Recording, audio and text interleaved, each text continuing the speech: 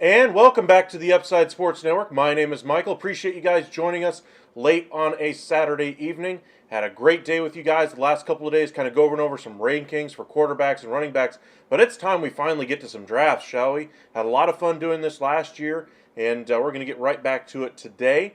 We'll do probably a couple drafts here tonight, and then tomorrow we'll finish off the rest of our ranking shows, put out a couple of short videos as well, and then we'll kind of finish off the night tomorrow with another night of some live drafts. So make sure you hit that like button and subscribe. Appreciate those of you who have subscribed to us over the past few days with all of our new fantasy football content that we're going to be putting out. You'll want to make sure you hit that subscribe button if you haven't already, because we're going to have quite a bit more coming for you. We haven't forgotten about the other sports as well. I know we got quite a few baseball fans that have joined us over the trade deadline, etc. We're going to be doing some baseball games for you over the next week. So make sure you hit that like and subscribe if you haven't already, and let's get into it.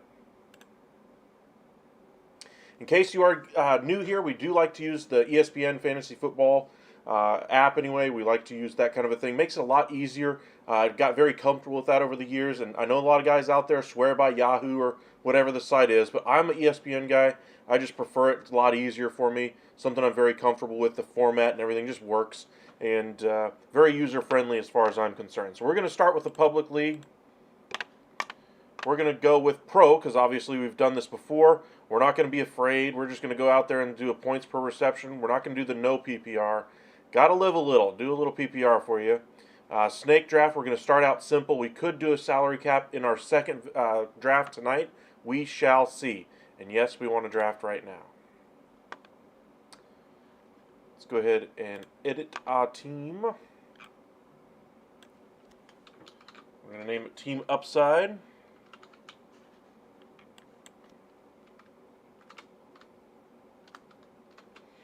team up for short.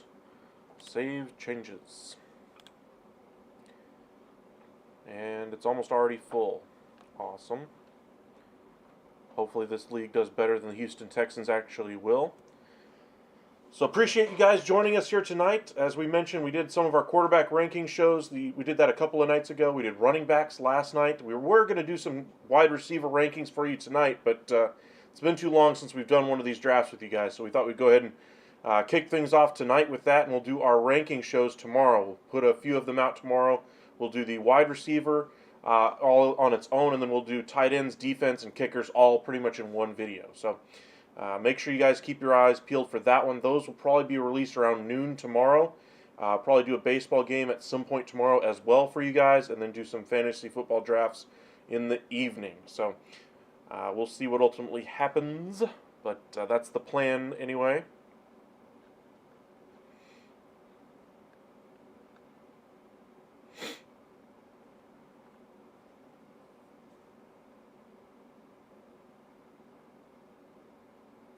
In case you guys missed the quarterback ranking show, my number one quarterback this year, Jalen Hurts. Mahomes 2. Fields is probably the biggest surprise at 3. Allen 4. Jackson 5.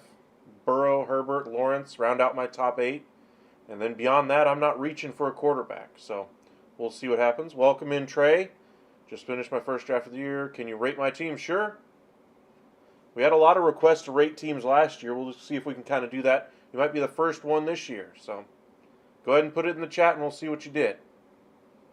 Was it a snake draft or auction?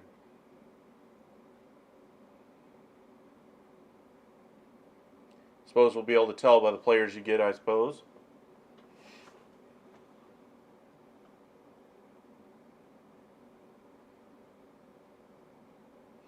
Now my strategy for a snake draft versus an auction draft is a little bit different. Snake draft, obviously, you want to get as much talent up at the top end of the board as you can. Get the lottery tickets later on in the draft as best you can as well. With an auction draft, some people like to go big and get 3 first-round talents on their roster and just live with whatever's left after that. For me, though, I like to have as much talent on my roster as a whole. So I like to go for the round 3 through 6 guys usually, and just make my roster a whole lot better with a lot higher floor with a chance at a bigger ceiling. Full PPR, no Superflex or premiums. You pick 2nd out of 12. Okay. So I'm guessing you got one of either Eckler or Jefferson. I'm guessing Jefferson went 1. You got Lamar, good there. Chase, Wilson, Ramondre, and Javonte. Waddle, decent receiver core. I'm just not that high on Garrett Wilson, but for the value of what you're getting, not bad. Ingram for your tight end. James Cook I'm not high on either. Somebody's got to get passes out of that Kansas City offense, so not a bad piece of that offense to get. Rachaad White's a nice piece for you. Penny and Elijah Moore. So your round 1 talent was what? Jamar Chase. Then you went with, what, Garrett Wilson? And then Waddle. So you got 3 receivers right off the bat. And then you went Stevenson, I'm guessing, then Lamar, or Lamar, then Stevenson, and then Williams. It's not a bad draft. I'd give it a solid B. Your running backs, I think, could be a little bit better, and I think you might have overvalued Garrett Wilson a little bit. But I understand the temptation to go for him. I mean, he could be Devontae Adams 2.0, or he could be Christian Watson. We shall see. Christian Watson was a nice piece, don't get me wrong, but he was no Devontae Adams. Really? You got Waddle in the 5th? That's great value. Now, as far as the running back, Stevenson with the addition of Elliott, that pretty much brings him down a full 2 rounds for me. So there are other running backs I probably would have gone with, but it's a solid team overall. If things hold out and say Ezekiel Elliott is actually done, Stevenson could have a big year. but New England's not really known to trust one running back, really. As far as Garrett Wilson, that's the biggest question mark on your team. If he pans out, he turns into Devontae Adams 2.0, then you got a great team, even if there's question marks around Stevenson. But I think what's more likely is that Garrett Wilson's a very good receiver. They rely on that running game, the two-headed monster in the backfield, minimize the risk anyway of getting Aaron Rodgers hurt. Remember, the issues up front on that offensive line are still prevalent. They are still looking for a tackle to bring in.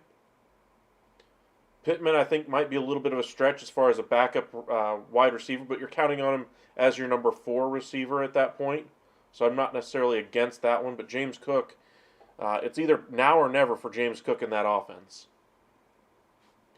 The whole point of making that run game better, bringing in James Cook, was to take the ball out of the hands of Josh Allen, and they haven't shown the propensity to be willing to do that. So we'll see what happens with that. As far as this draft, we're going to be picking 5th, so we're probably going to be looking at Travis Kelce as our best option available. If he's there, great. I would love to have Travis Kelce on my team. He is probably one of the few first-round tight end talents on the board in recent memory. The only one being Gronk from like 7 years ago. Been a while since we had a round 1 tight end worth it.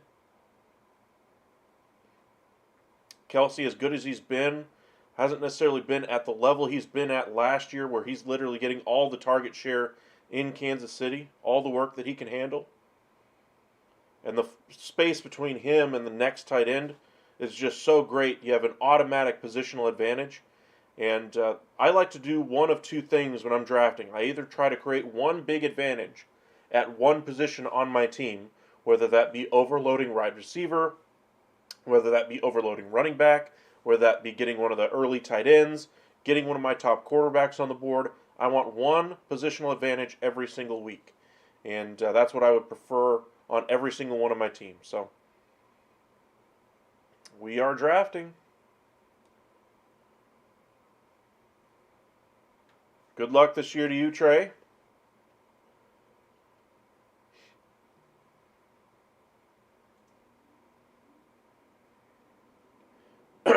Obviously, Justin Jefferson ain't going to fall to me.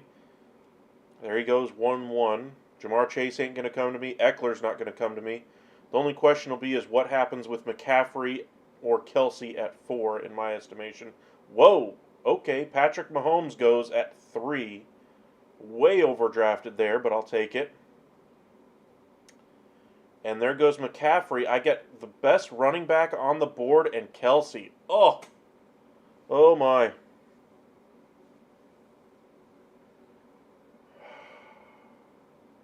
That's a tough one. All right, guys, which one are we going to go with? Let us know in the chat. E for Eckler, K for Kelce. Let us know.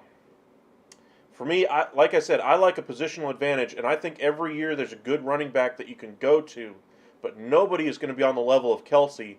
However, if Kelce goes down, there's no way to replace that even with a backup on his team, whereas Eckler I could replace if he got hurt, but I still would have elite talent there.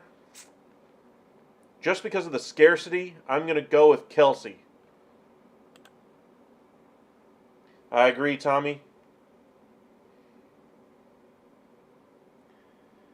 All right, so we're not going to pick again until pick number 16, looking at how the draft is likely to go.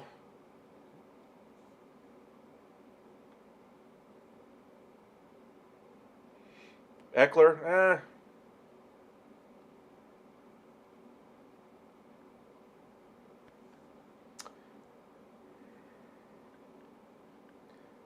Looking at how the draft is likely to go, hopefully we can get a guy, one of the top receivers here. Probably a guy like Adams would be somebody I would really like. One of the top 5 running backs on my board is Nick Chubb. In case you guys missed our running back rankings, if you will, anyway, Eckler was 1, McCaffrey 2, Bijan Robinson 3, Henry 4, and 5 was Chubb. A little bit of run here on wide receivers, Kupp and Hill going off the board as expected. There goes Bijan. Really like Bijan Robinson this year.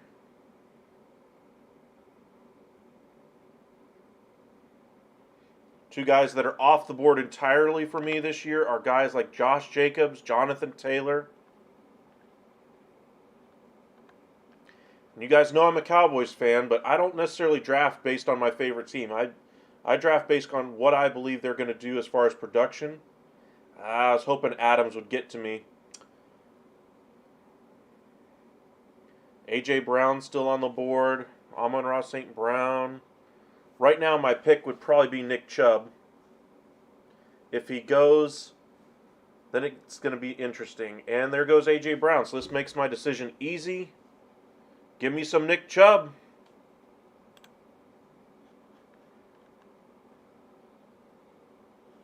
All right, now let's just look at the running back group because we're seeing a little bit of those guys come off the board as far as top-end guys. There's not a whole lot of talent in the running back room this year. One guy that I would absolutely want on every single one of my teams, though, this year is Jahmyr Gibbs. So I'm going to go ahead and put... Oh, they took a running back there. I'm going to put Gibbs in my queue. I'm going to go ahead and put Jones in my queue as well. Ricard, Pierce, and Hall. Connor, Kenneth. There's plenty of running backs there to choose from. Okay. There goes the two guys I would not have drafted at all in Taylor and Jacobs. Let's go back to the big board overall. There goes the second quarterback off the board, Josh Allen. Leaves me my top quarterback on the board in Jalen Hurts. Overall rank is 30 on ESPN. He's not going to make it there to my next pick, so if I want him, I got to take him here in the third. Fields is in the 60s. I really like him as far as a quarterback this year. Jackson is going to have, it might be there in round 4. Do I value Jalen Hurts or do I value going after a number 1 receiver here?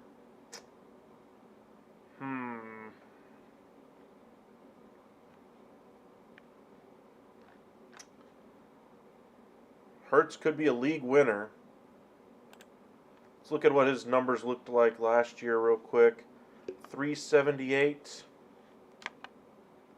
I think he's going to do very similar numbers that what he put up last year.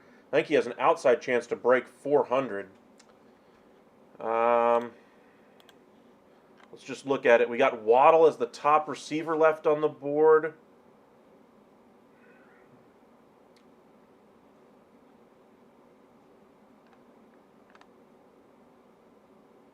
I really like Waddle this year.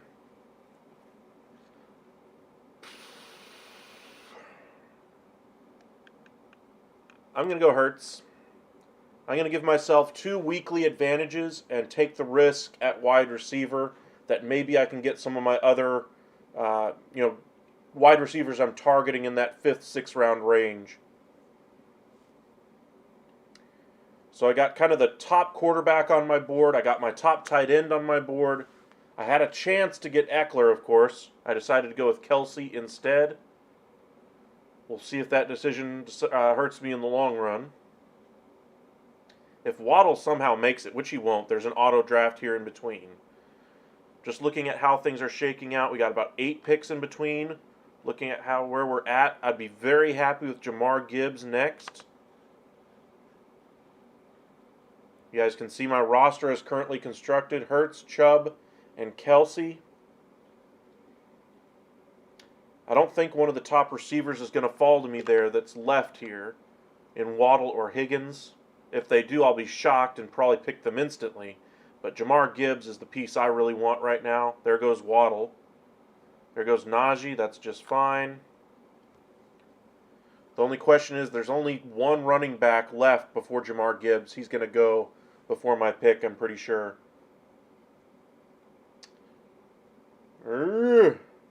Maybe people will go for the name recognition and Aaron Jones before Gibbs, though. But I really want Gibbs. I think he's going to be so dynamic in fantasy this year. Got 4 picks left before me, and I got my top receivers left right here. If both of the running backs are gone, Then I'm probably going to go with Ridley first and then Samuel. I think Ridley's in for a big year. You saw how the jump A.J. Brown took from going from the Tennessee offense to the Philadelphia Eagles. I think Ridley's going to have a very similar effect for Trevor Lawrence, and they're solidifying themselves as the power in that division. There goes Deebo Samuel. I think Ridley has a chance to fall to me, though, in the 5th.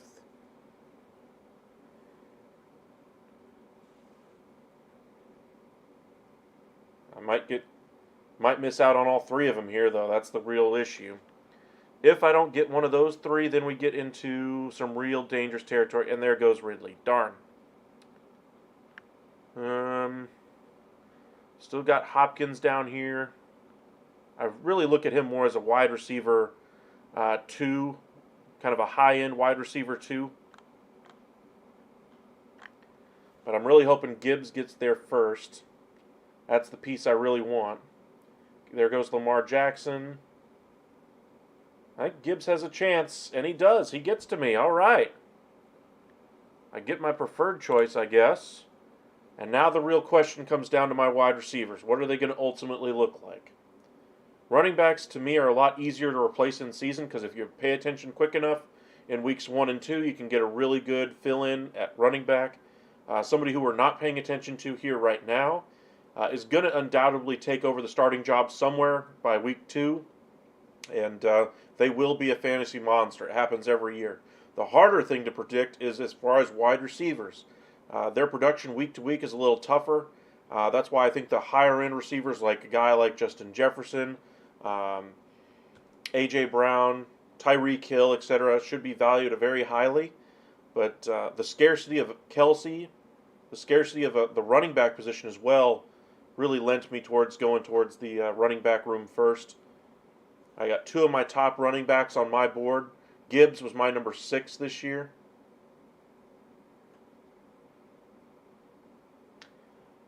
There goes Stevenson and Jones. That's just fine. I am now looking pretty much specifically at the wide receiver group. Keenan Allen's a decent option, but he's not a number 1 option for me. Pierce would have been a nice running back 3. Usually I don't go tight end and quarterback this early in a draft, and you can kind of see why. Really limits your options as far as top end options at either position.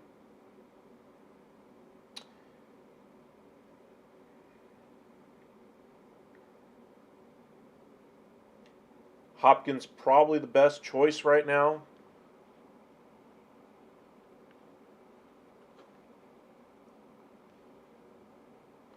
DJ Moore is another really good receiver.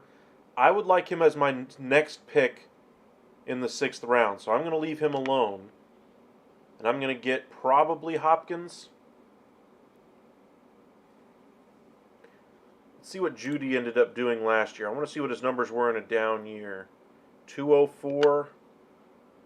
I really don't see that high of a ceiling for him, though, so it's a little bit of a risk. Watson could be much better this year. 164 last year, and he's got a worse quarterback. Hopkins, even with the suspension and the issues with Kyler Murray, he still put up 151.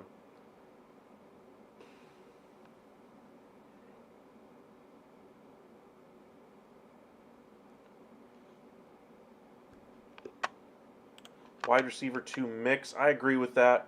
I'm going to go ahead and take Hopkins here.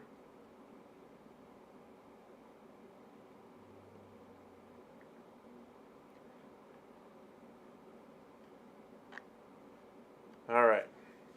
Got a couple of auto picks. Breece Hall isn't going to make it to me in my next pick, and I'd rather have a wide receiver at this point unless, a guy like Kenneth Walker falls to me. I'm going to go ahead and put these guys in my queue as well. DJ Moore probably my next pick. Just kind of scanning to see if anything else pops out. I might get insurance with David Montgomery at the running back spot later on. I like Christian Cook. I want me some of that Jacksonville offense. And Jigba could be good this year. Swift has a chance to be really special. They're trusting Sky more than I think they should in Kansas City, but we'll see how they ultimately value him.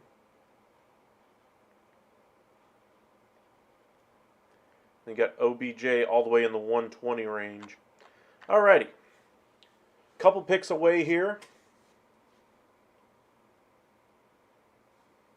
Couple of good running backs on the board.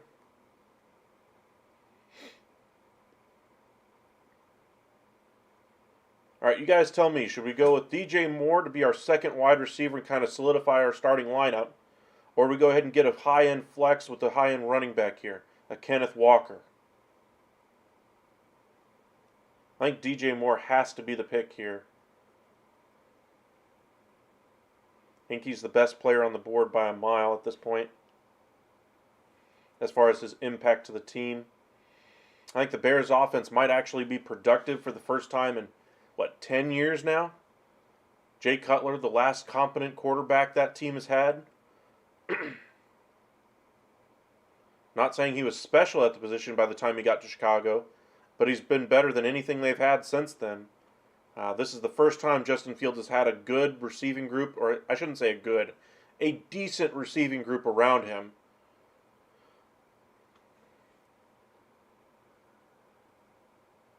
They worked a little bit on that O-line, but I want to see it in action before I believe it.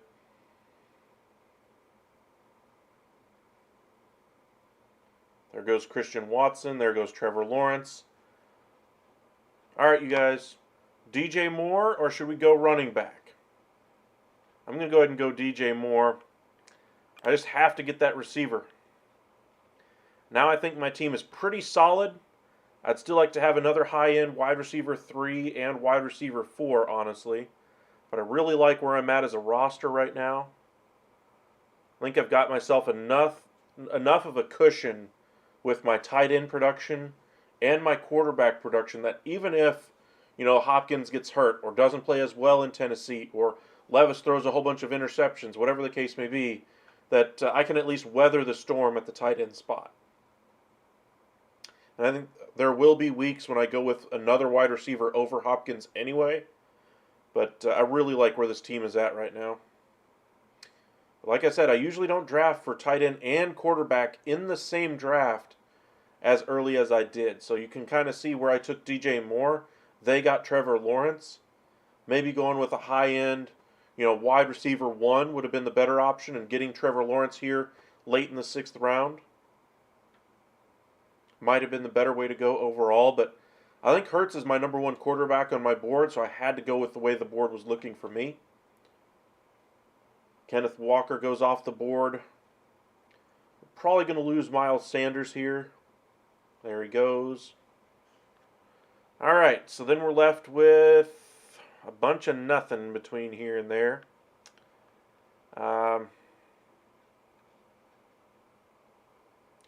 Cooks he puts up numbers, but he's not special enough to be on my roster, at least at this pick. It's a tough spot here. I think Madison has a chance to be what Dalvin Cook was in that Minnesota offense.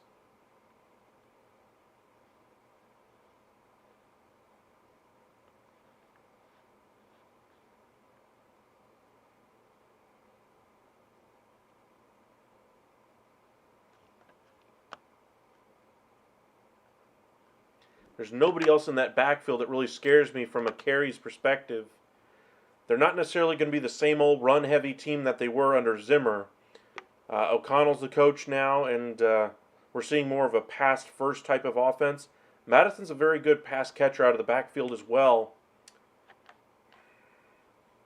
I think Madison has a chance to be a borderline RB1, but a solid RB2 at lowest. I don't think he has any chance to be a top 5 running back, but somebody you can count on week in and week out. More than I can say for Chris Godwin, more than I can say for Cook, more than I can say for Williams. If Williams is there, though, in the next round, I might go that direction. But for right now, let's kind of solve our flex spot first, get some consistent production there, and then we'll see if we can get some lottery tickets here in the next few rounds. In case you guys are just joining us, first round kind of fell our way. We had the choice of Eckler or Kelsey with our first pick, and I'm pretty sure most of you guys are going to think I'm insane, but I went ahead and took the tight end. I wanted the position scarcity. You can see how my running back room still looks pretty darn good, even without having Austin Eckler. You might say, hey, you could have gone after Tyreek Hill instead, or Cooper Kupp, or whatever the case may be. I still rather have the scarcity of Travis Kelsey, who's going to be 100 points better than almost any other tight end, in my opinion. I think Andrews has shown the difficulties that he's had getting on the same page with Jackson at times. He performed very well with Huntley, the backup, and what was a little bit of a surprise, really saved his fantasy season 2 years ago. Last year, Andrews just wasn't quite the same as far as a tight end production. Hawkinson, I think, is going to be a really good tight end this year, but nowhere near the level of a Kelsey. You look at these teams drafting Kyle Pitts in the 7th. I mean, this is kind of the dead area of the draft where you can take a little bit of a reach here and there. But I'm glad I reached with Kelsey instead of going with Pitts here. Our second round, we went with Nick Chubb to kind of get ourselves a top 5 running back, in my opinion, this year. Nick Chubb, very consistent, run-heavy scheme. They do have Deshaun Watson. I think Deshaun Watson's going to hurt his fantasy value a little bit, especially if he recaptures some of the skill and production that he had down in Houston. But I think the chances of that happening are very, very slim. So I'll take the bet on Nick Chubb working things out there. Gibbs is my fantasy must-have as far as a running back this year. If there was a chance to get him as a flex, I would love that. But most of my teams are probably going to have to get him as a running back 2 this year. I think he has a chance to be a top 10 fantasy running back. In fact, coming into this year, if you take out the players that I have off my board, talking about guys like Jacobs, Taylor, Pollard, those players are off my board. Barkley as well. Gibbs is inside of my top 10 this year as far as draft rankings anyway. I really like what his position is going to look like this year. The production he's going to have, especially in the second half of the year and the fantasy playoffs. I think he's going to be a league winner once we get to the playoffs time. So we shall see what happens. One pick away here. I could go ahead and get the handcuff here for Gibbs just in case he doesn't pan out and get David Montgomery. I probably am going to go that route, but I also need a very solid wide receiver 3. Christian Kirk proved to be that last year. In fact, I started him probably more times than I didn't. I drafted him as probably my 4th wide receiver last year. He probably started in at least 10 games for me on almost every roster he was on. He was money for me last year. Now remember, they do. And there he goes. Darn. Well, I'm not going to reach for one of those other receivers. Let's look at some of the running backs that are left. Montgomery, Dillon, Swift. I really like Swift. I can wait a little bit for him, though. This will be my 4th running back, my first bench spot.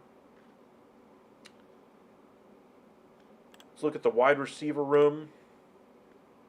Anybody here worth taking as a number 3 at this point? Probably not. So I'm going to be a little thin at receiver. I'm okay with that because I wouldn't play Brown. I wouldn't play London, Ayuk, Pittman. I wouldn't play those guys. I'm going to go ahead and take Montgomery here. Pretty much sets up that I'm going to have 3 running backs in my lineup every single week. I already got my quarterback position solved.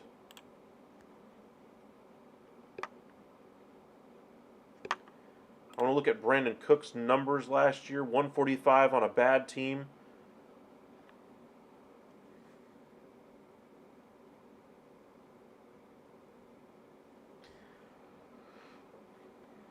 He is the type of receiver the Cowboys offense likes to work with, though.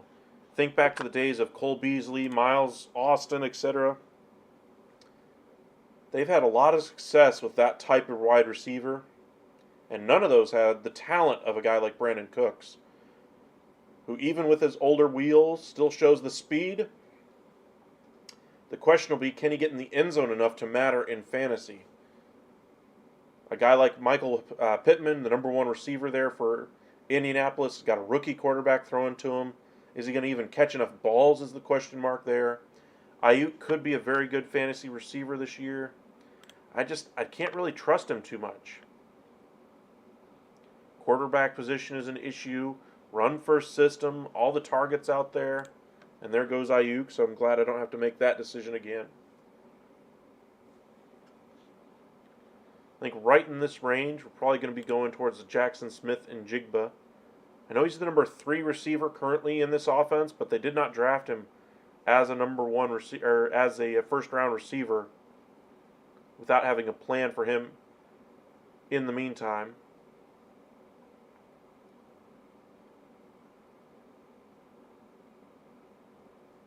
Stash him on your bench. He's going to be wide receiver 3, flex radar if one of those misses time. Yeah. Lockett is smaller. Both of them have proven to be pretty durable, though. If anything, Njigba's the bigger risk injury-wise. There goes Dylan.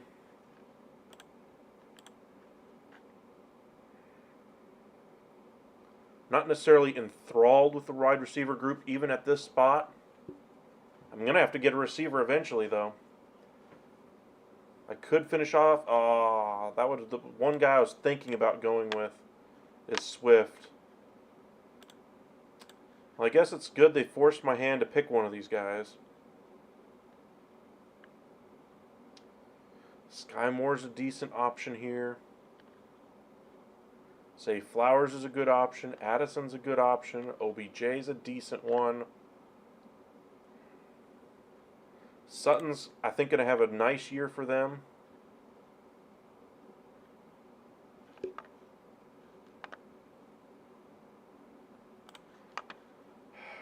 Do I go for the floor of a Sutton or the ceiling of a Smith and Jigba? I think I go with the floor of a Sutton, honestly. I think he's going to be a better red zone target than Cooks. So we're going to go ahead and go Sutton. Not a sexy pick, but he at least gives me somebody I can count on for 10 points in a week where I can't start either of Hopkins or Moore. Really don't like my wide receiver group as of yet. I want to see how the rest of this draft kind of finishes out.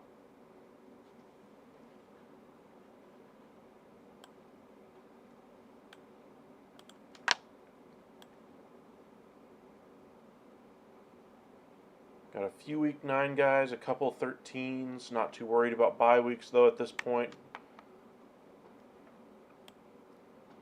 Probably take a quarterback in the 14th round. Give myself some insurance.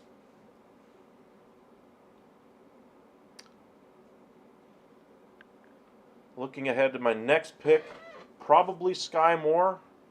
Had a down year last year, obviously.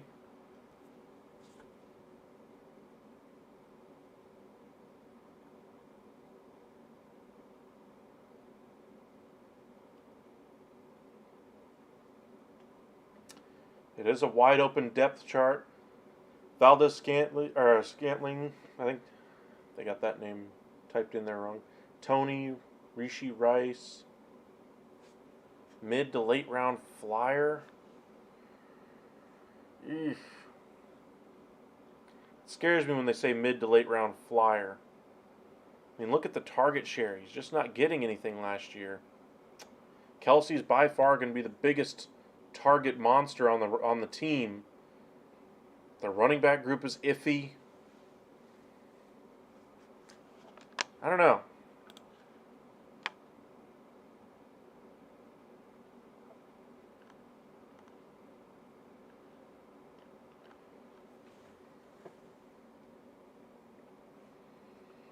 Well, I got my stable guy, so I suppose I could go for high upside. Moore probably be the first option, and Jigba probably the second. Both are probably gone by the time I pick, though, as always. So far, a pretty solid team. There goes Moore. And now we're going to see Njigba go. Dotson is a guy a lot of people out there like. I'm just not high on that Washington offense at all. Get his numbers last year. In the game he started with Howell, though, 3 catches, had a little bit of a rapport with him. But again, it's Sam Howell as your quarterback. There goes Dotson. Don't need to worry about that one. There goes Njigba. All 3 of the names I was just talking about. Somebody's watching our video. All right, so that leaves us with what? Addison, Juju, OBJ, and Flowers and Johnston. What's Johnston look like so far?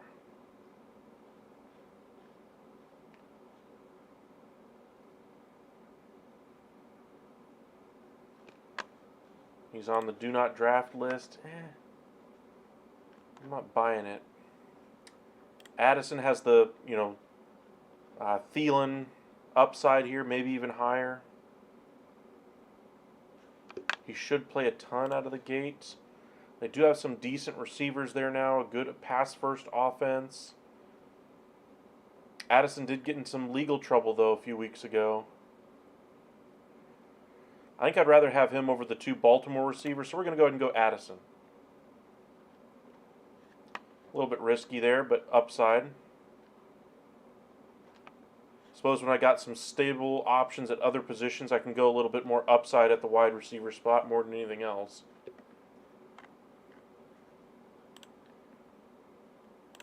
So when we look at what's left at the wide receiver, there's not too much to choose from. Mooney probably being a decent option.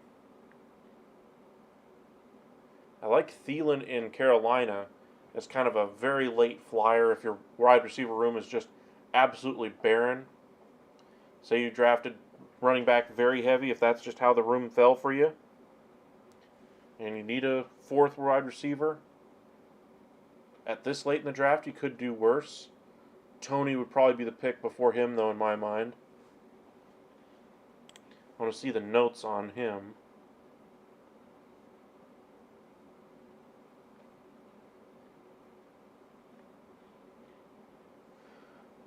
Although he's missing practice, that's not good. Injuries, etc. They did invest in him a little bit.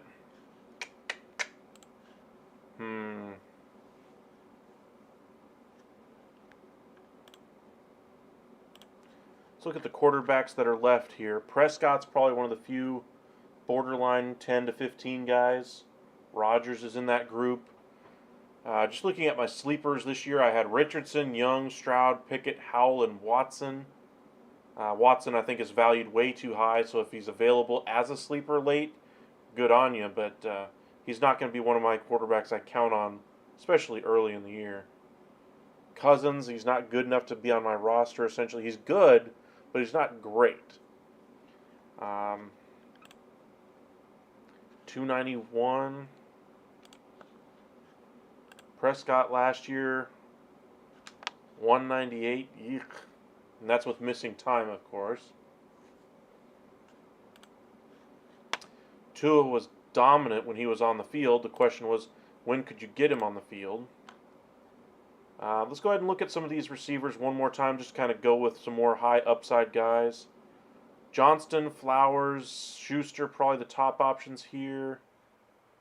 I could go running back again, Jeff Wilson.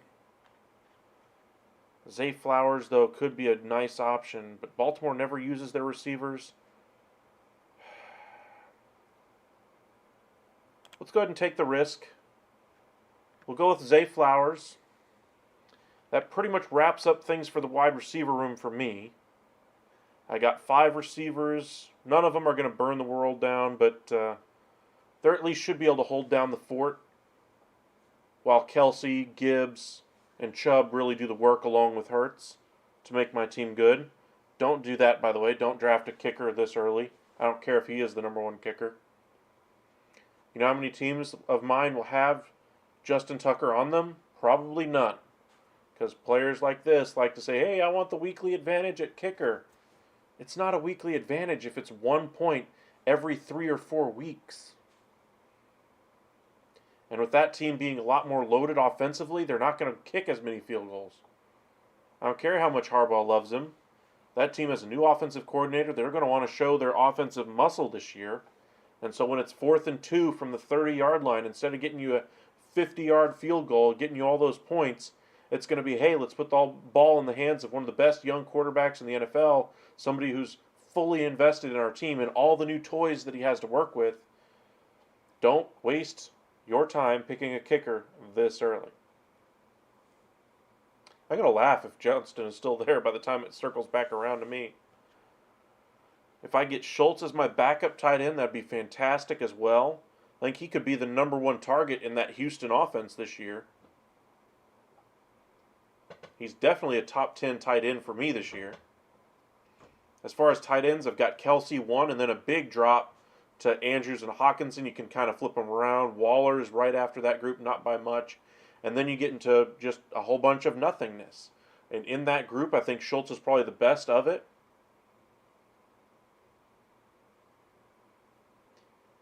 McKinnon might be a good option late. I like both Wilson and McKinnon this late in the draft. No way both get to me.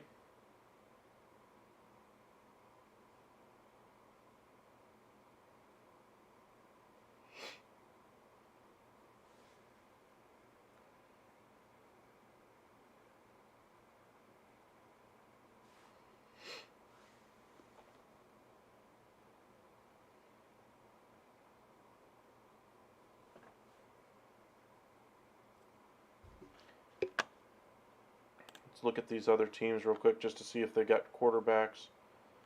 Yes, yes, yes, and yes. Yes. So everybody has a quarterback in this group. So I could wait till the next pick to get a quarterback. Although they're drafting their backups already. Okay. I usually don't like carrying two tight ends.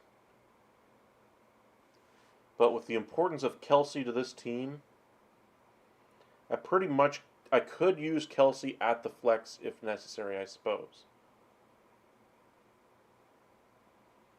Would I ever use Schultz there?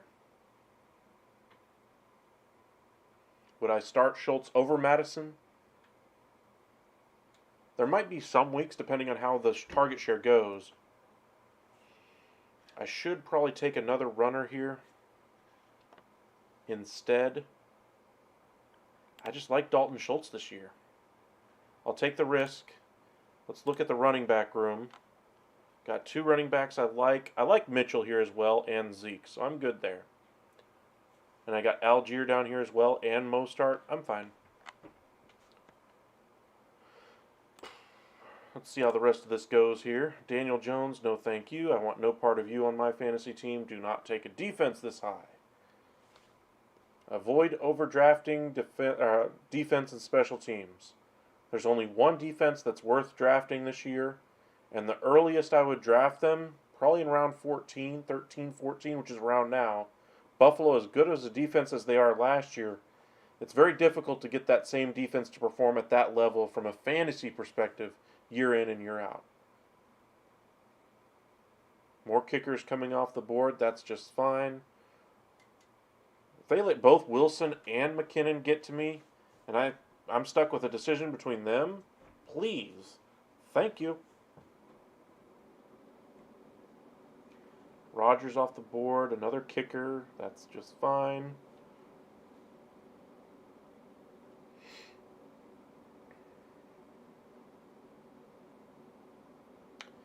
Probably going to get one of these two running backs here. I would probably prefer McKinnon out of the two, because I think Tua is going to try to push the ball down the field. He's not much of a dump it off type of a quarterback.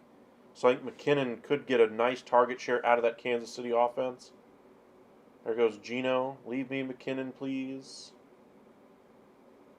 Especially if Pacheco gets hurt, McKinnon's going to get a huge workload. There we go. Go ahead and double check our quarterback room just to see if there's anybody left here that I like. Kenny Pickett, one of my sleepers this year. Bryce Young and CJ Stroud. There's no reason to draft those guys, though. There's really not a reason to draft Pickett either. There goes Zeke. I think if you draft Stevenson this year, you have to draft Ezekiel Elliott.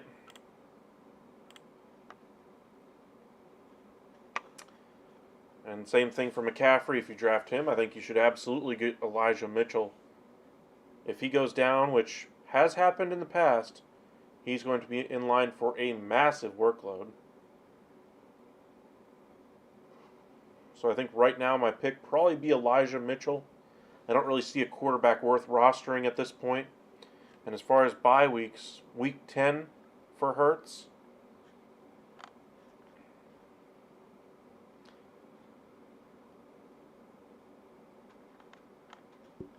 Yep. I think Elijah Mitchell's probably going to be my top choice right now. Then if we look at kickers, there's McManus. He's a kicker I really like this year. He's the Jacksonville kicker. That offense is going to be much improved. Good climate for him to kick in. Koo is another kicker to kind of look at as well. Guys that you don't have to reach for. Butker obviously is going to be there. Let's go ahead and cue him as well. Looking at the defense,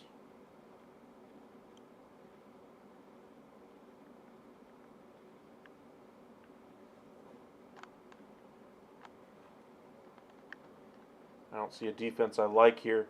So then you're going to have to go with kind of your streaming option right now this late in the draft because your defense has already been overdrafted. So let's see who's playing teams like Indianapolis or Houston, Carolina, teams with rookie quarterbacks. Washington.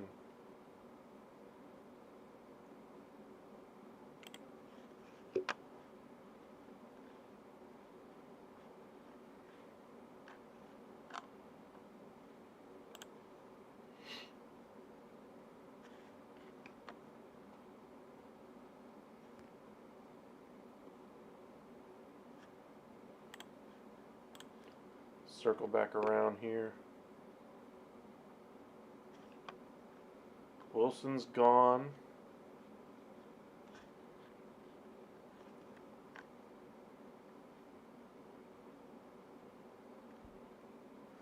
Elijah Mitchell probably will make it to me here, it looks like.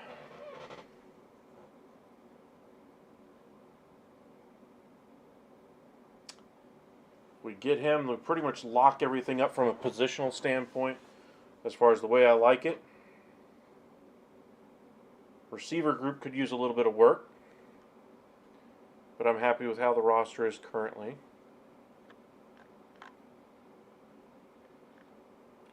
Come on, buddy. Pick it up.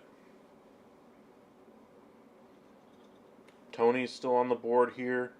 If Mitchell's gone, I might circle back to him.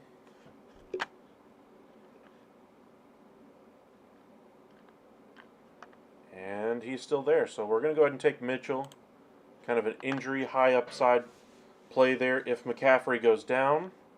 So let's kind of look at how this roster just ended up. Just defense kicker is all that's left, really. But for our first pick, we had the choice of going with either Austin Eckler or Travis Kelce. That was kind of our choice there. Went ahead and went with Kelce. Position scarcity, really like that for my team. I wanted to create one specific advantage, and I got it in the first round. Running back was what I targeted next. Chubb was my most consistent player, I think, in my lineup right now. Hurts was kind of my high upside quarterback. He's number one on my fantasy board this year as far as quarterback, so I had to draft him in the third. There was an opportunity to make an impact on my roster there. I could have gone for the wide receiver instead of getting a guy like Moore later on and still have drafted a guy like Trevor Lawrence to be my quarterback. But I think the ceiling for Hurts is so much higher than these other quarterbacks this year. I just really like where he's at right now. And as a Cowboys fan, that should tell you just how good of a year I think he's going to have.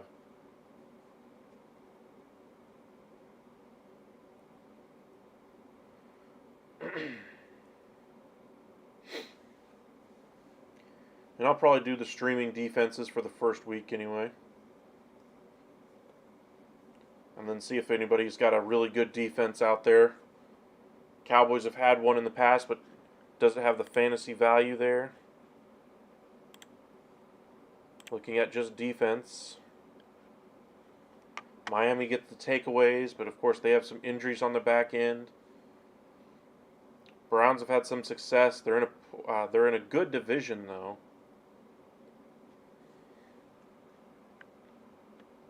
Panthers could be a much better defense, but I'm not going to count on them once again.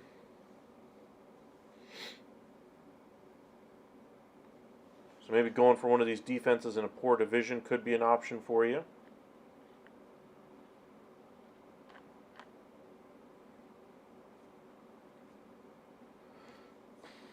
Come on, people. Let's make these picks. No reason it should be taking you a full minute and a half to pick between a defense and a kicker this late.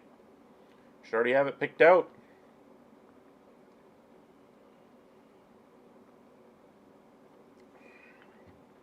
And we will do another draft immediately after this one, so make sure you guys stick around.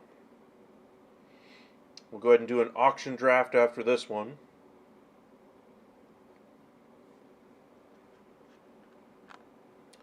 We'll go kicker next. Butker or McManus. Peterson does like to gamble for it, so I might lose a little bit of fantasy value there. So Butker probably be the safer play between the two. Probably go with him. As soon as this fellow makes his pick. Looks like he went with the Dolphins defense. Fine by me. I'll take Butker. Now we're left with the defense.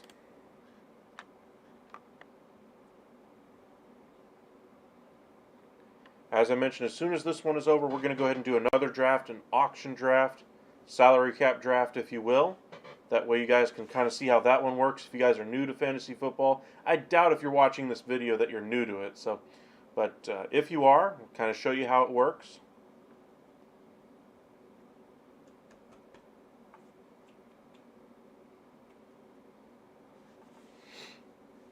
Come on, people, pick. Let's go.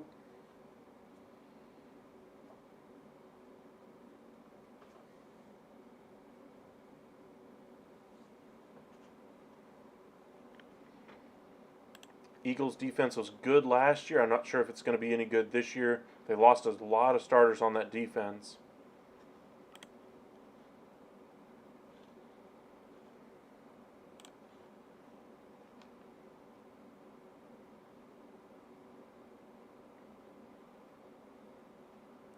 I think Jacksonville has a chance to be a good defense just because of what they're stuck with in their division. Houston, Colts, some really poor offensive teams in that division. So I think by default I might go with Jacksonville just to kind of see where things are at.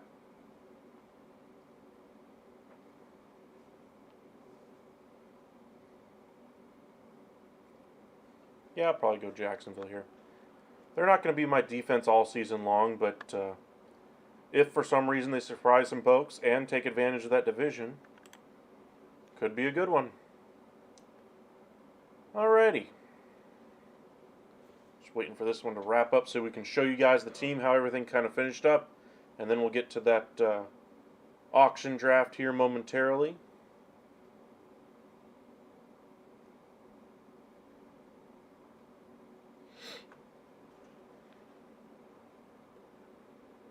If you guys want to check out our ranking videos, we got the quarterback and running back videos already out. And tomorrow we will be releasing our wide receiver and tight end video. Or at least we'll be making them live with you guys.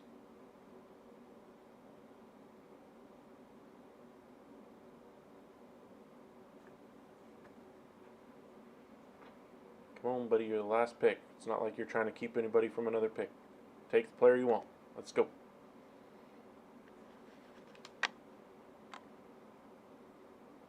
Done. There you go. There you can see my team, how I drafted them. Kelsey 1, Chubb 2, Hurts 3, Gibbs 4, Hopkins 5, Moore 6, Madison 7, Montgomery 8, Sutton 9. Then I went for upside more than anything else on the back end of my roster. Addison, Flowers, Schultz, McKinnon, Mitchell, Butker, and to round it out on the defense, I went with Jacksonville. Alright, so let's go to my team. Let's go to the home.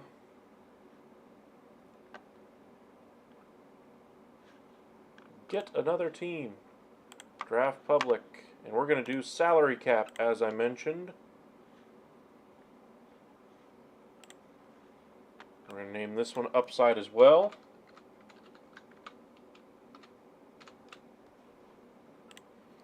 Save changes. There we go. So in case you guys are unfamiliar with how this works, you start out with $200 essentially. In order to draft your team, you have to fill all those spots with those dollars. You can't spend $200 on one player.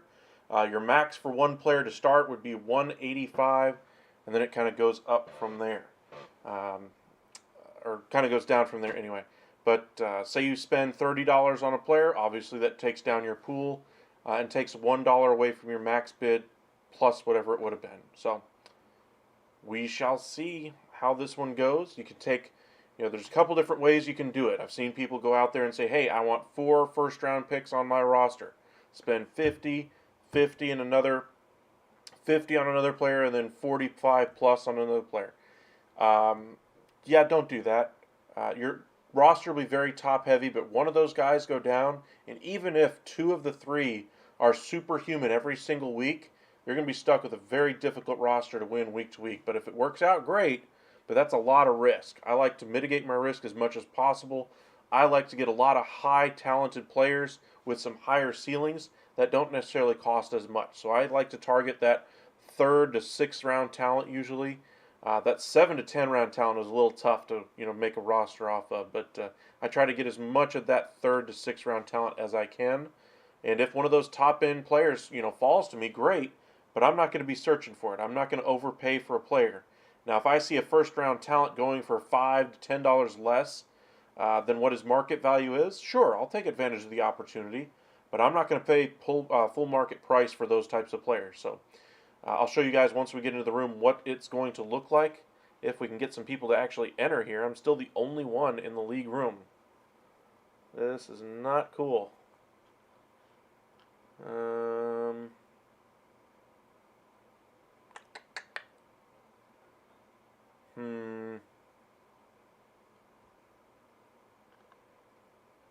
Well,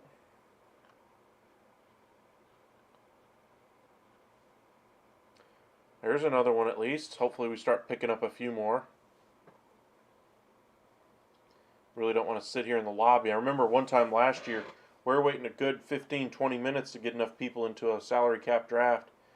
People would join and join. We'd fill up with about a minute left to go before the draft, and then they would fall out. They would just say, I'll get the next one. Make you guys wait another round.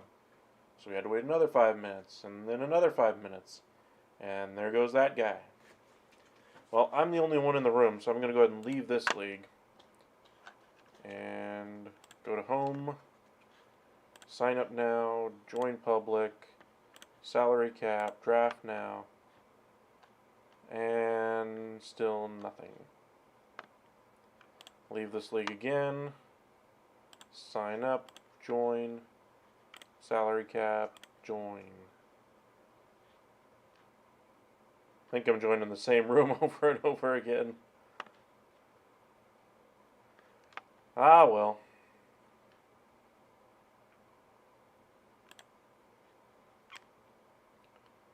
We'll just sit in the room if we have to.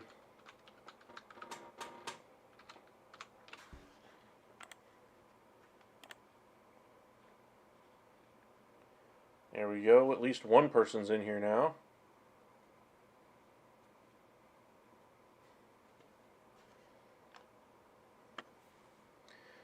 Tough thing about this type of a draft as well is because it takes so long for people to finally get into this draft setting, sometimes you do get a few overdraft or auto drafts, which can actually help your roster. But I like to be in competitive leagues, so sometimes it doesn't necessarily lend itself to that kind of a thing.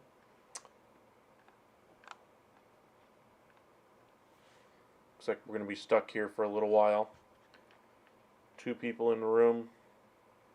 My guess is we're going to have to wait at least another few minutes. There's one other person at least. Maybe this will be the final one. There goes another one. All right.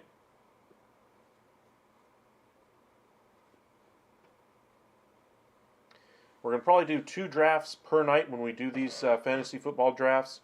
Probably do this one here tonight, and then tomorrow we'll do another couple. Monday, I believe we're going to try to do one, and then Wednesday as well.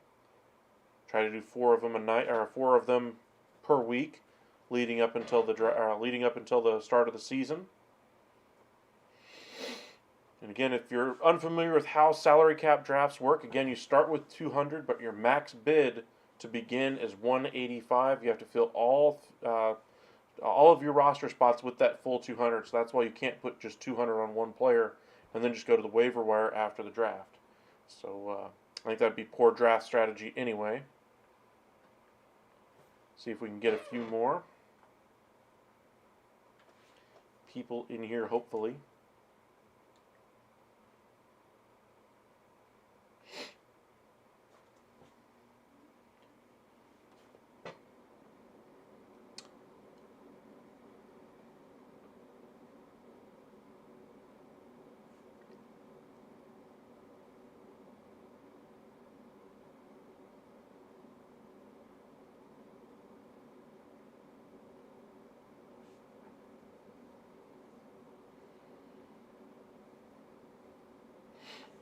Not bad for a first draft, though. We got Kelsey in round 1.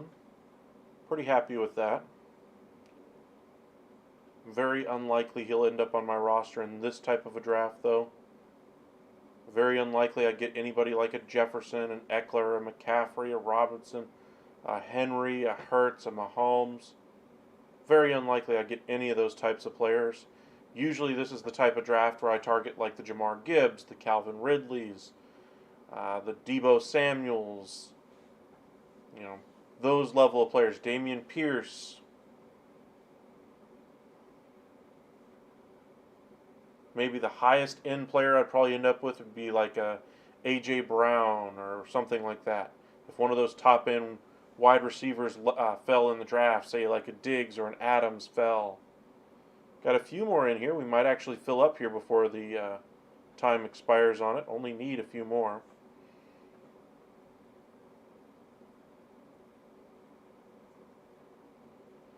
Aaron Jones has a chance to make this team. White, Connor, Breece Hall, Dalvin Cook, Madison, Walker. Those are the level of players I usually end up with. And then usually you have one or two teams out there on the auction side that likes to draft quarterbacks and overdraft them. And then you could use them as a commodity to trade, absolutely.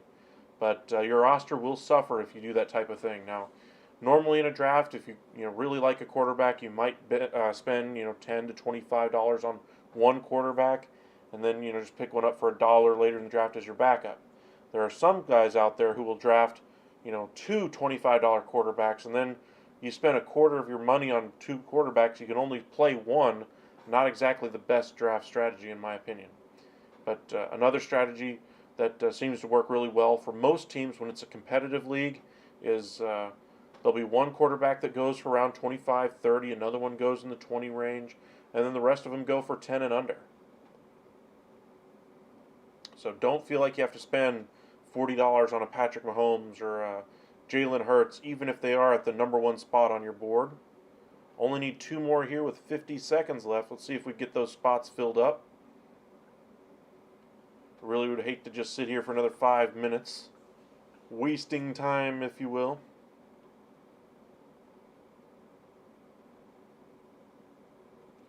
Come on, fill them.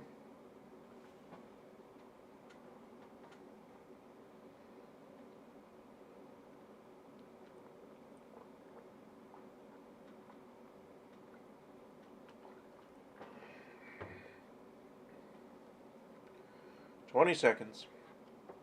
The downside is if once this draft clock actually ticks all the way to 0, sometimes you'll get a few people to leave not willing to wait around.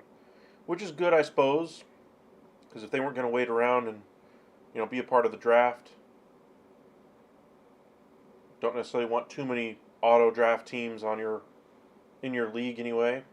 Looks like we're going to have to wait a little longer. Hey, we got one. We're only one away now, but I think one or two of these teams might drop out after that clock ticked all the way down. We need one more team.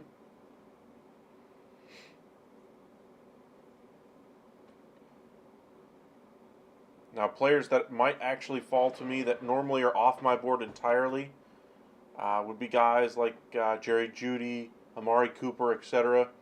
If their value goes low enough, I may still be willing to take those types of players, but I'm not going to be overpaying for that type of talent.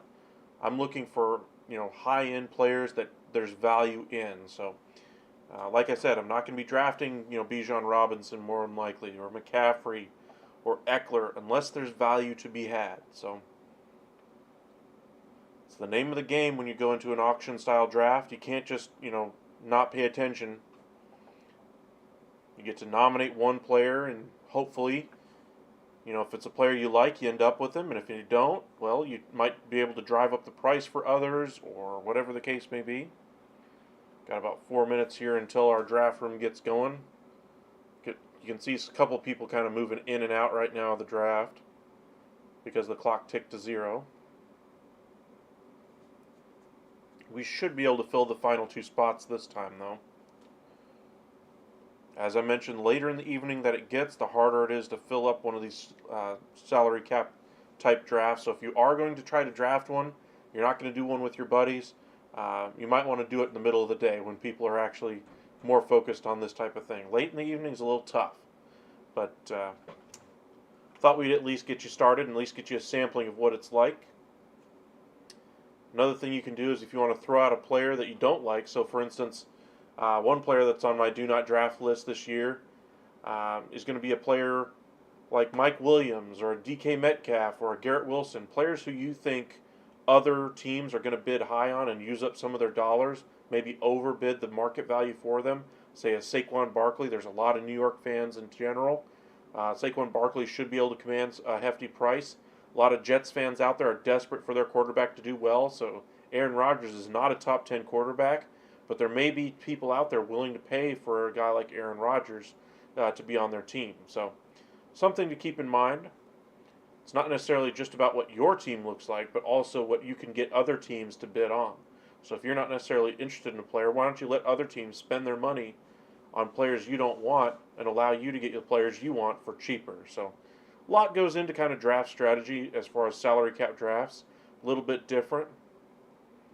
You'll get some knucklehead every year who likes to bid $80 on Justin Jefferson. He's never going to be worth $80, but he's going to be a fantastic player.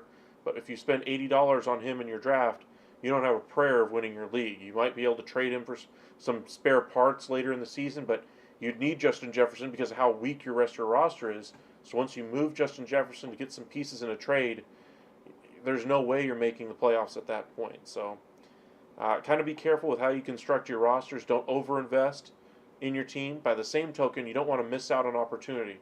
If, by my strategy, you miss out on the first round talent, you miss out on the second round talent, your roster is completely bare, all these other teams have filled up their rosters, you might be left with the best of the third through the sixth round.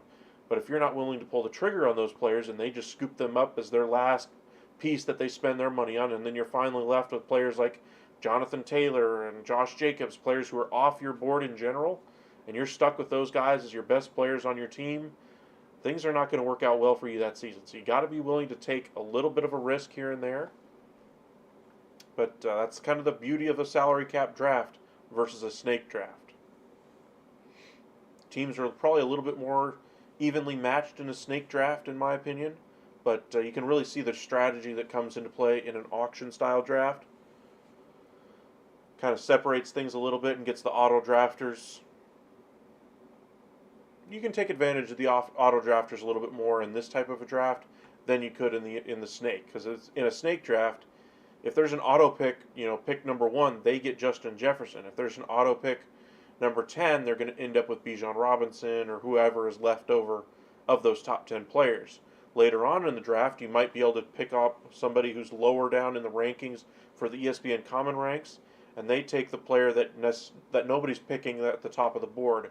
But that's kind of the best case scenario in a snake draft. In this type of a draft, you can get the auto picks or auto drafters to go ahead and spend the money on those 7th round, 8th round talent, while you guys spend your money on some actual talent in the game. So we'll see.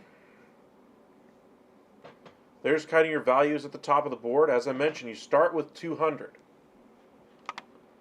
I like to look at the budgets. You'll notice at the very top, right at the very top above me, see how it says 200 underneath every single team? Okay? I get to nominate last, so I get to nominate 10th. You get to nominate basically like a snake, essentially, except not reverse it back and forth again. It just goes around and around in a circle, essentially. I like to go with max offer. Notice how the amount changed at the top of the screen from 200 to 185. That's the most any team can bid on one single player. So let's flip back over to the players. So you see a player's value like Justin Jefferson is 59. He's worth 59. Am I going to spend 59 for him? Probably not. But those players who are auto drafting, like number 1 Seahawks or 3 Global Gym or Average Joes, those players are going to spend money on those types of players. So for instance, say somebody's already out for the year that still hasn't been taken out of this thing yet. Say like we got news today, Cooper Kupp broke his leg and he's not going to play this season. That's $55 that you could get these other teams to go out there and try to spend on a player who's not going to be available. So you can kind of take advantage of those players who aren't actually paying attention in the draft and get them to bid on those types of players and let the people that are actually interested in that league to be able to get better rosters, better players, compete for those types of players, etc. But by the same token, you might really like a player if he's valued at, say he's valued like Amon-Ra St. Brown is at 38. You really like him. You want him a part on your team. You're okay even paying the $38. Other players in your other teams in your league might not see Amon-Ra St. Brown as a legitimate option, and so they're like, hey, we would like him, but we're only willing to spend 25 on him. Because there's auto drafts in there, it's going to kick that value up a little bit. So kind of be careful with how you go ahead and spend your money. Usually when I'm nominating, I like to nominate players that I don't want on my team. So I like the auto drafts and players that I'm not interested to go to other teams and fill up their roster spots to give them a decision to think about when it comes to players I want, because I'm going to have more money to spend on those types of players when those players come around. That's usually how I like to handle things. But as I mentioned, there might be an opportunity to go after some other talent, so be careful with how you go. Looks like we're about to get started here in just a few seconds. 3, 2, 1, 0. Let's see who they draft first.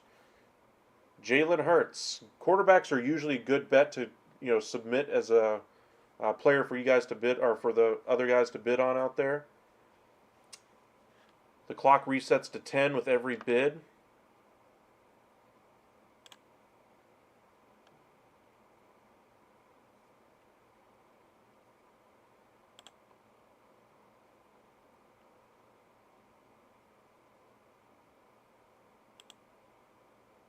Man, people are just,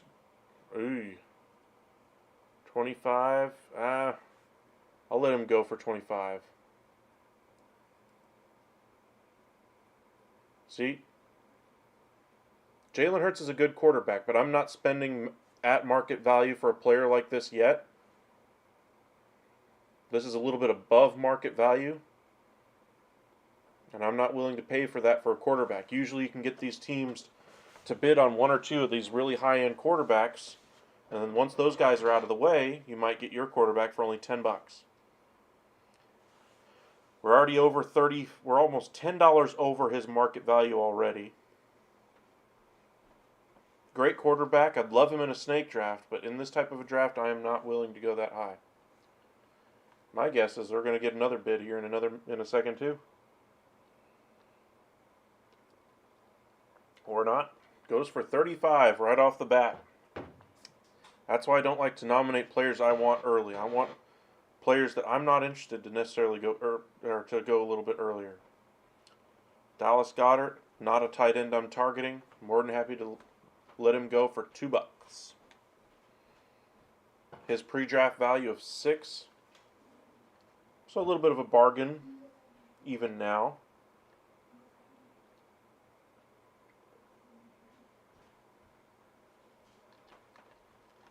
And you can see how after spending 35 on Jalen Hurts, Seahawks' max bid for a player went from 185 to 151. And see, when you go with these nominations early, a guy like Dallas Goedert, good player, worth about 6 according to this type of a thing. But you're looking at $9 there again to Seahawks, overbidding for both of those Philadelphia Eagles players. Now, I understand you might want to stack players, and maybe that's the opportunity he was really looking for early in the draft. But no thank you. I'll gladly bide my time here. And remember, in snake drafts, Justin Jefferson probably is off the board by pick 2 at the latest. Right now, you're going to see him go, probably, you could even see him being nominated 15 picks in. Doesn't necessarily mean that's what his value is, just means he hadn't been nominated for auction as of yet. And you can also bump up the offer here. See how somebody just jumped it up to $40? We're already up to 53. This is going to go pretty high here.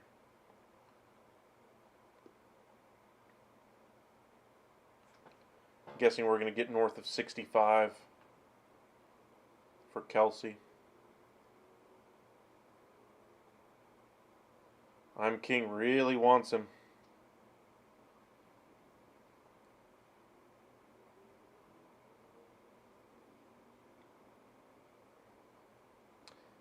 I think they might be able to get him up to 70 if they really pushed it.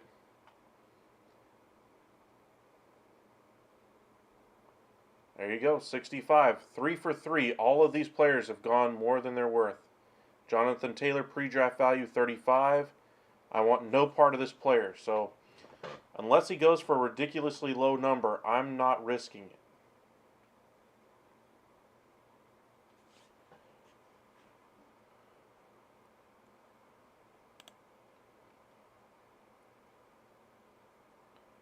For $4, sure, I'll take Jonathan Taylor. Alright, now we're starting to get some people bidding on him. Coach really wants him. Again, downside of nominating players you want early, you overpay for them. Don't do it. Nominate players you want no part of. The other downside of an auction draft, it takes time. Snake drafts, you take what? Minute 30 for a pick? And this type of thing, you're taking 5 to 10 minutes just to get through one pick. The good part about it is, though, once you get to the very end, you only get a few seconds to nominate a player. Then you have to wait the 20 to 30 seconds for it to finally close on it. And so the back half of the draft usually moves faster than it does in a snake. But the first half, definitely slower. There's the first deal of the draft. $1 below his market value. I wouldn't have touched him for more than 25. So here's Justin Jefferson. We're going to bump up the max bid so you guys can see how that works. We're going to offer 44. There he goes. Jumped up pretty good there already. We're already at his market value. And he's probably going to go for about 70 here.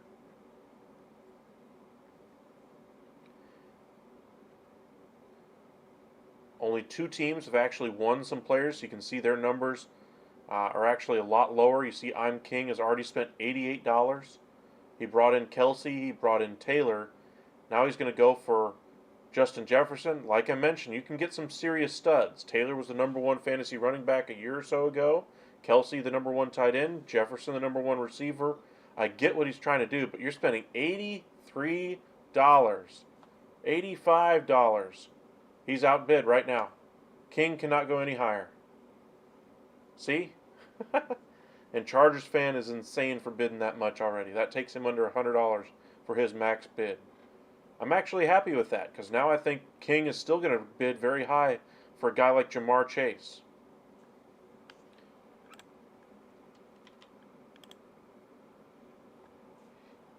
You can make the bidding go up a little bit quicker by doing that manual offer.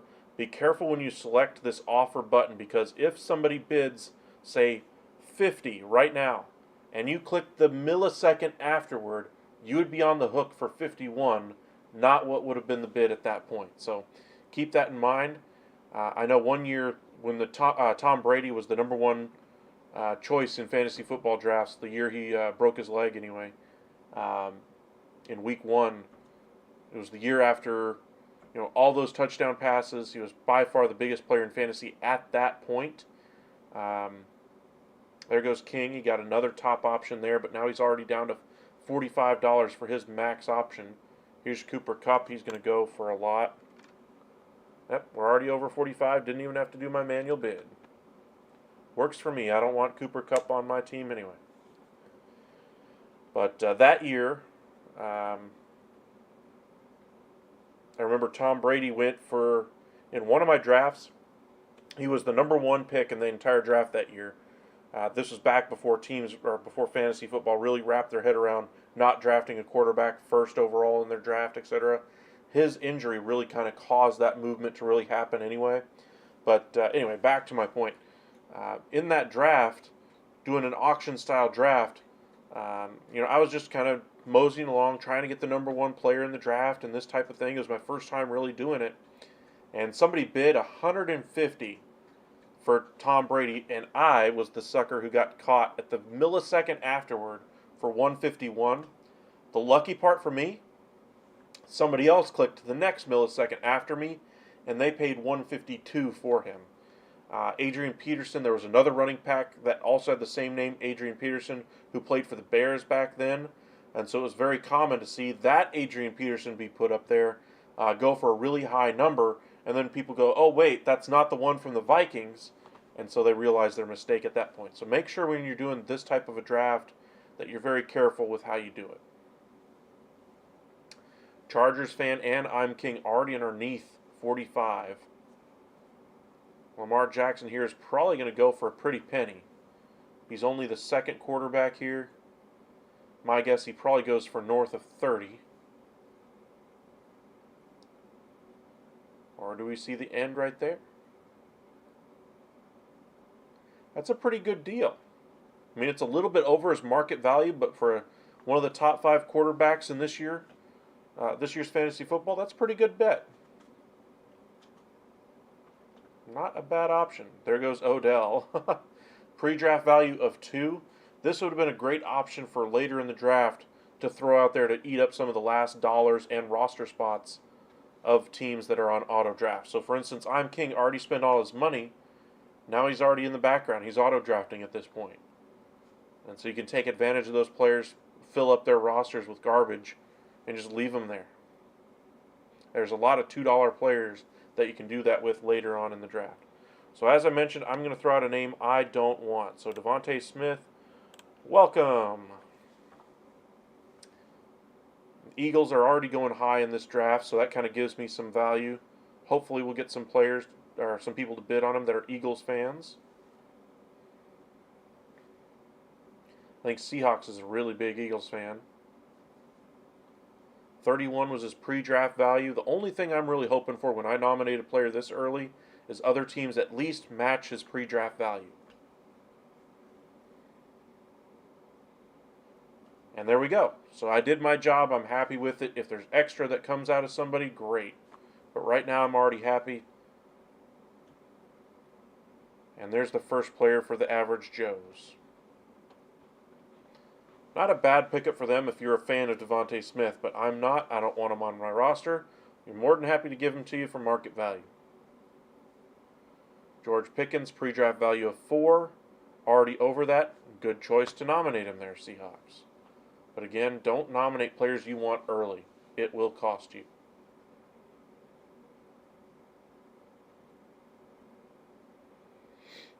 Already over 10. More than double the value of what he's worth. At least right now in fantasy. And it keeps going.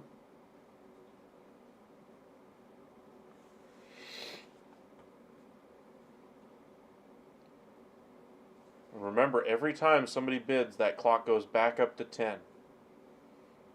So that's why it takes a lot longer with these types of drafts. Here goes Trevor Lawrence, pre-draft value of 5. I absolutely would love him for that price. So I'm going to go ahead and bid 4. We'll see how high he goes.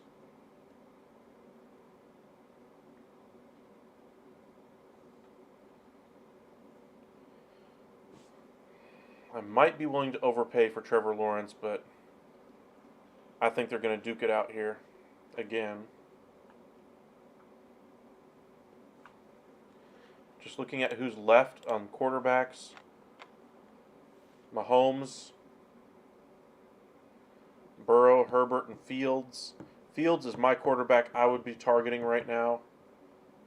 I think Mahomes is going to generate way too much money. Allen's going to generate way too much money. If I can get a stack of even Herbert and Fields later on, money. But you'll notice how everybody else is starting to spend a little bit more of their money. There's only a few of us that haven't spent money yet. 1, 2, 3, and 4. I usually like to be the last player to spend money. It's like Ja'Marr Chase here. Go for it, boys. Feeding frenzy.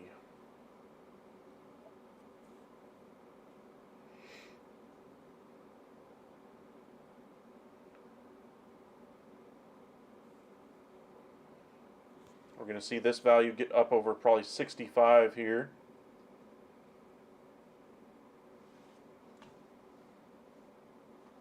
Last year had 242 points, had some injury issues.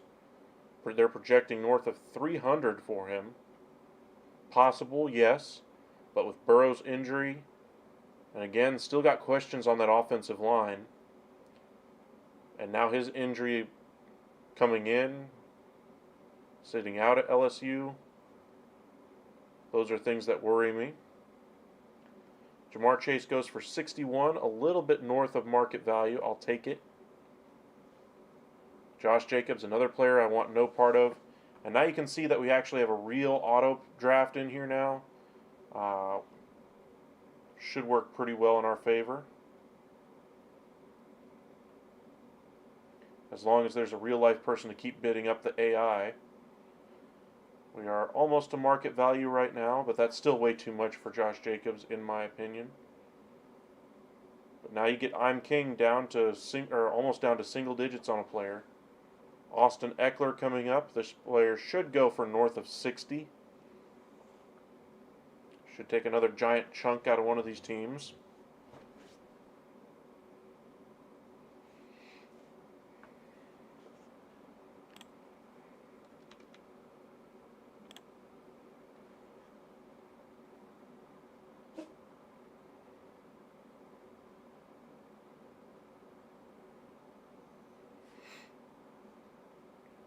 At 55, maybe they'll get a little bit of a bargain here at the top end of their roster.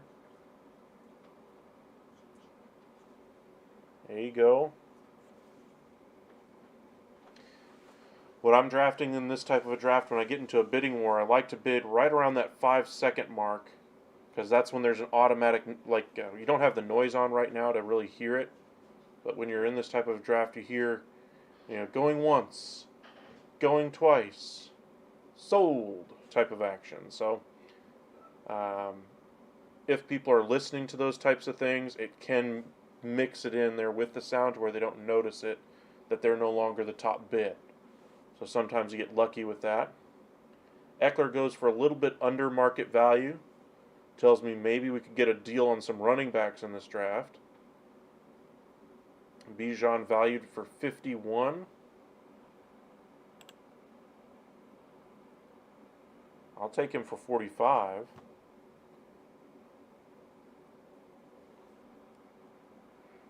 There we go. Okay. Now he's getting close to his actual value. This is where I back away and let them bid on him.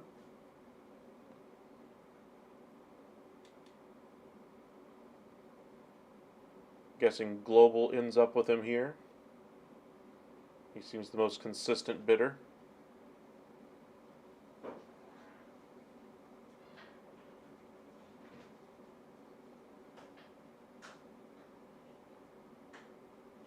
Ah, interesting.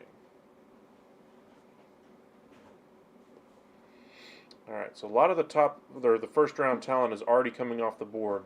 That's the other thing you want to be mindful of, is just to make sure not all of the talent is coming off the board. Here's James Conner. Really like this running back.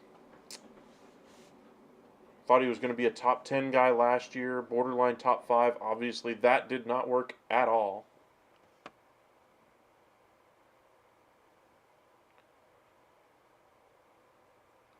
Do I want to bid 12 for James Conner and overpay just a hair? Probably not. It's not a bad pick, but there's 3 other people that are bidding in here. I don't think he's going to go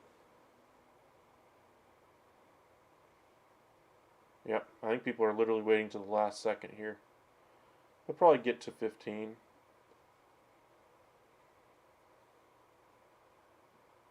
Hey, 14, all right. Solid pickup for them. Kicker, again, a player you should not be nominating until the very end of the draft. Why? Because then this happens. Even if you really wanted Justin Tucker, he ain't going to go to you.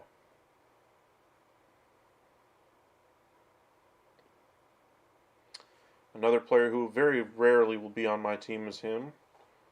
Only when there's a sensible group of players playing. Kicker should not be something you're spending money on. Here's a wide receiver I'm not really interested in this year, but I think Pickett could have a better year. Should produce some solid points for Deontay Johnson at the wide receiver spot, but I'm not willing to invest at that spot in Deontay Johnson. There's other receivers, other players I'd target before him. For $8 though, they got a bargain. Nice pickup for Global Gym. Pretty good wide receiver 3 in my opinion. All right, time to nominate somebody. Let's start at the top. Well, let's go with Metcalf, player that I absolutely do not want. But other teams, for some reason, really adore him. So, have at him, boys. He is a 1,000-yard receiver, puts up some solid touchdown numbers. But I just don't trust in Geno, I guess, is what best way you could put it. Not just Geno's fault, but I didn't trust Russell Wilson before him.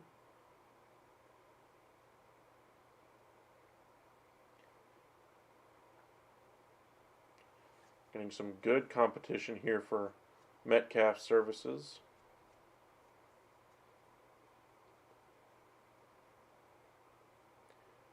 Ooh. They waited till literally the last millisecond.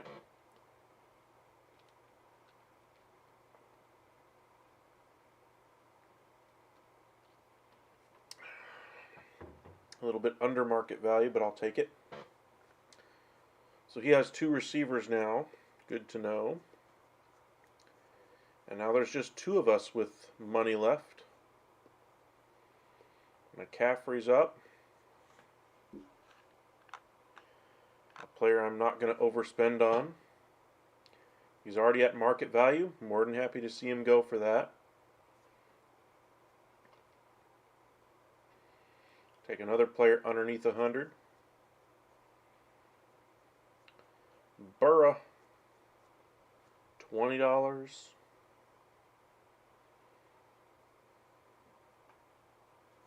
Pre-draft value. I'll probably bid up to like 15 for Burrow.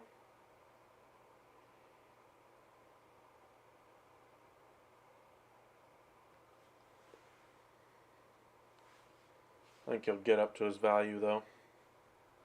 We're still early enough that it's going to cost a pretty penny. Appreciate you guys joining us here tonight. I know it's been a little bit of a long day for you guys out there. Almost 11 o'clock on a Saturday night. Hopefully you guys had some fun this evening. Did a snake draft earlier. If you want to check that one out, you can. Did a doing the auction draft right now.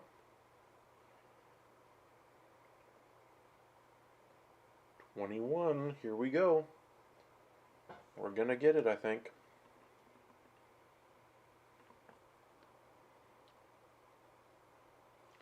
Wow. Global Gym's got some nice players so far. $1 under for Metcalf, 2 under for Johnson, and market value for Global Gym. Not bad. And he's still got 130 left to play with, so he's doing really well.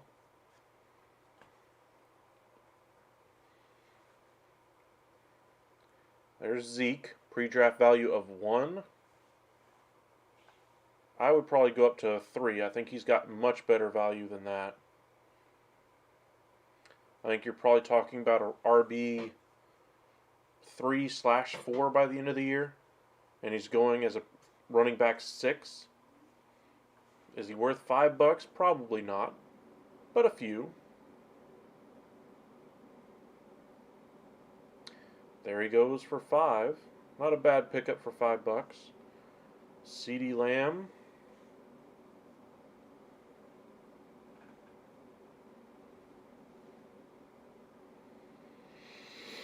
Pre-draft value of 41.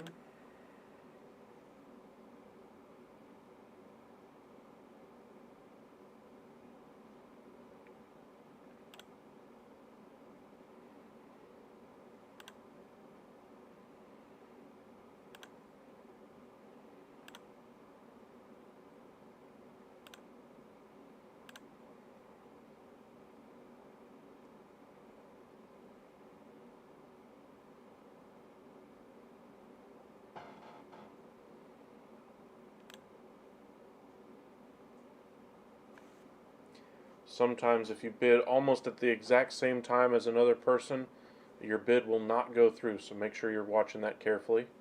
Lamb was a value while he was around 31 or lower. Right now at 38, 39, the value is gone, so I am out. Notice I was bidding all the way up until that point and then backed out. Make sure you don't let these players go for too cheap. Lamb goes for a little bit of a discount, but I'll take it. Better than what he was going to go for. Tyreek Hill went for $347 last year. 1,700 yards receiving.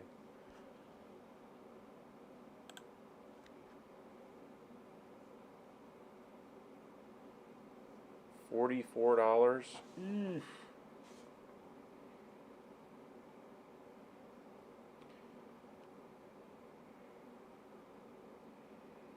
Is he worth 50? Absolutely, but I'm going to back off there. Kind of hoping these other guys will bid him up to 55, honestly. I like Tyreek Hill. I'd love him on my team. Even 50 might be a little bit of a deal to where I could work my roster around it, but like I said, I like to go for those round 3 through 6 guys, so we'll see. Only a few round 1 talents left on the board. Hill ends up going for 52.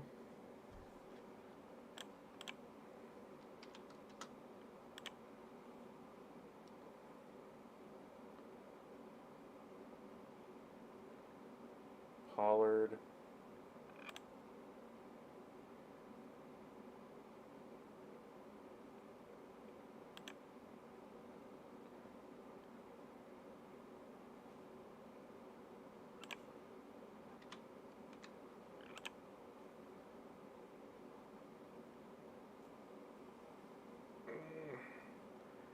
He's still a decent deal at that price too.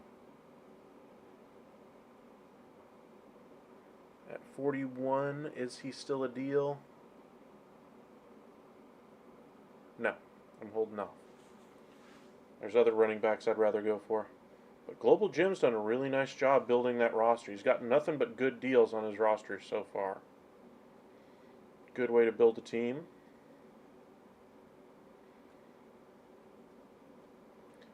I'm one of 2 players, or 2 teams in this draft that has not spent money yet on a player.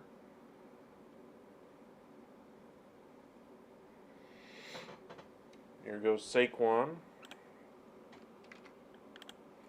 We're going to bump that up real quick. I have 0 interest in him, but I ain't going to let him go for cheap, that's for sure.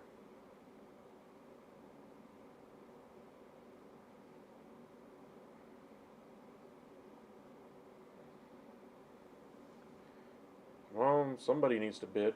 There we go. I don't know why we're pretending we're not interested. I know y'all are.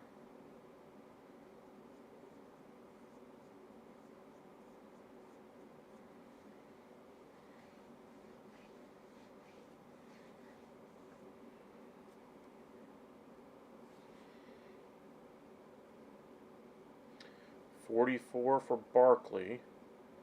A little surprising he went for that cheap.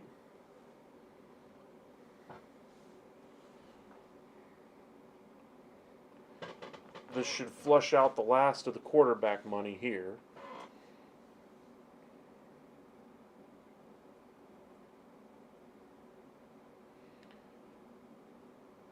Pre-draft value of 30. This should easily get to that.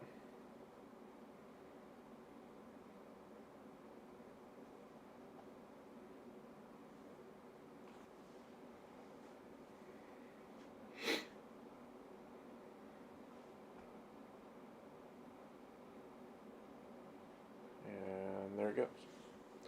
All right. Looking good. Pretty good shape here. A couple of players worth more than 40th on the board. I'm interested in 2 of the 4, Adams and Chubb. Depending on what their price looks like, I could take advantage of these other teams already spending a good chunk of their money. A.J. Dillon here, pre-draft value of 3. I like him, but I'm expecting to load up on a number of running backs in that 3 to 6 range. So I'm going to hold off on A.J. Dillon. More than happy to see him go to the auto pick here.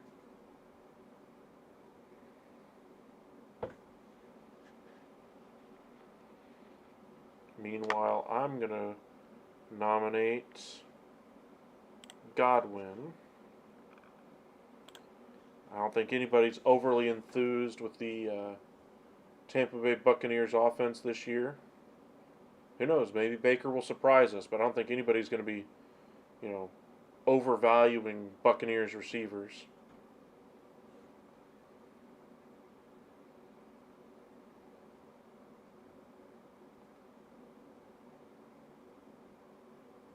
There we go.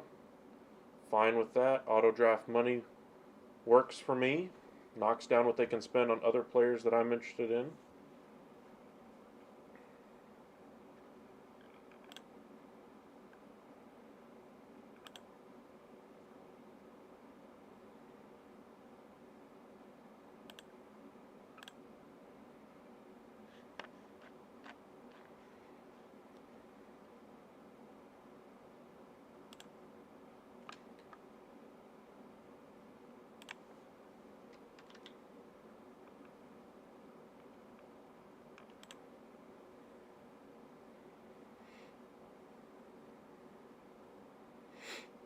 There we go. His value's starting to kick up now. Henry, my number 4 running back on the board. Valued at 48. I think he's going to end up going for that, so I'm going to hold off there. I'm still fine with Nick Chubb as the number 1 running back on my team, so I'm okay with that. Looking at the running backs that are left here, I could still field 2 or 3 really solid options for my running back group here, so I'm not overly worried about it. There goes Allen, so we're going to go ahead and bid 15. Get this thing jumped up a little bit. If he goes to me for 15, hey, I'll take it, but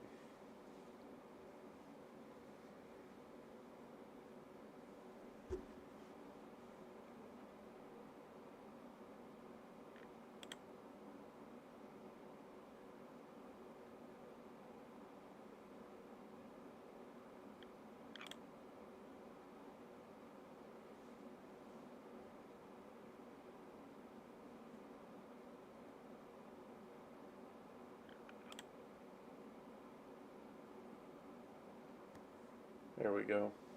Now it's at least reasonable value for Josh Allen. I think we're seeing the last of the quarterback money.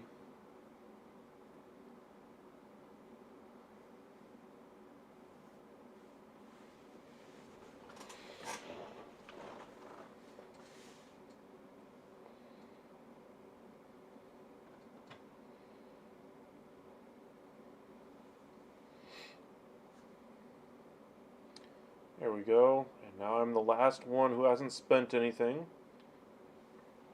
See if we can get some opportunities here.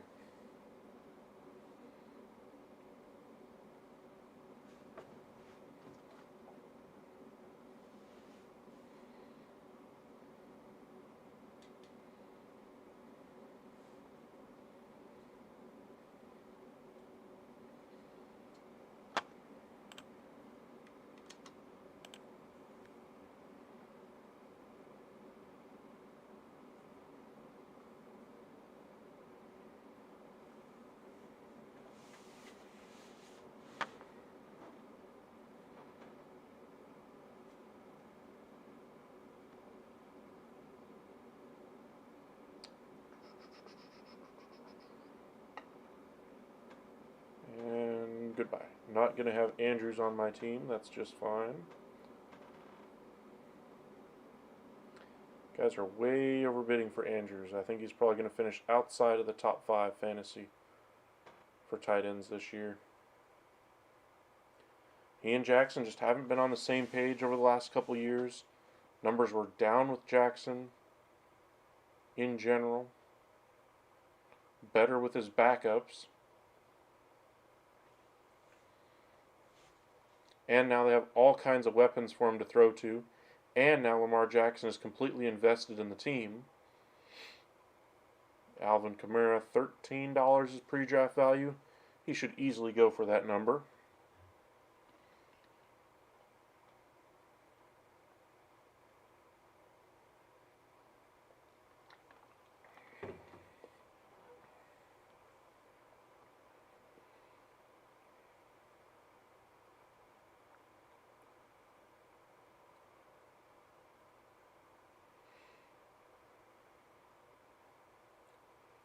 There you go. Alright. One of the few number 1 receivers left here on the board. How many are actually left? Adams is 1. Brown 1. Brown, maybe 4 total.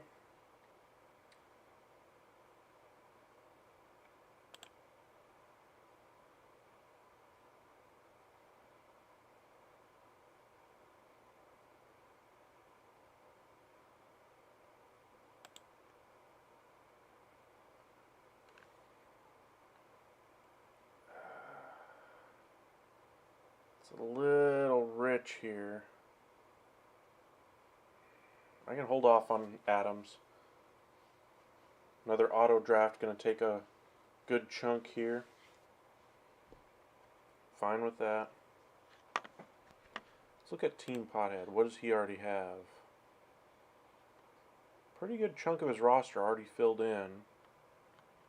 Not too bad. Mixon here. I like him, but I'm not overly enthused with him. He's not a 1,000-yard rusher.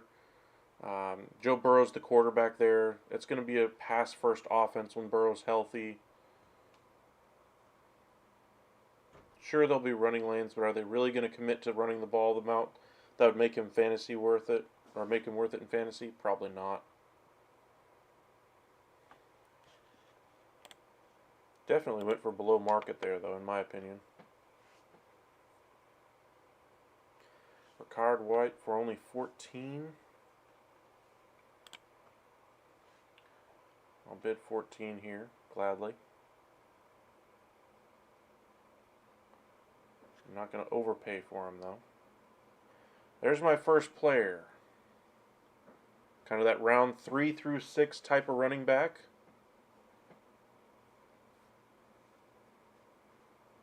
Here's Pacheco for 5. I like him, but I'm not going to sell the farm for him. Let him take up some roster spots on those auto draft people.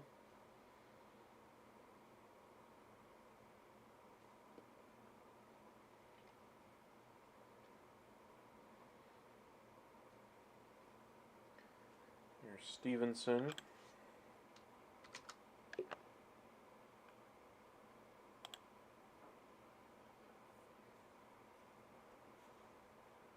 Not going any higher than that.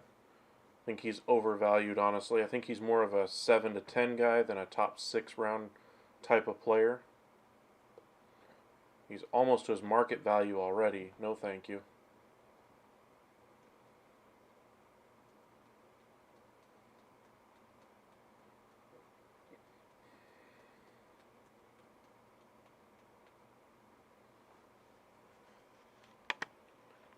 Time for me to nominate a player, A.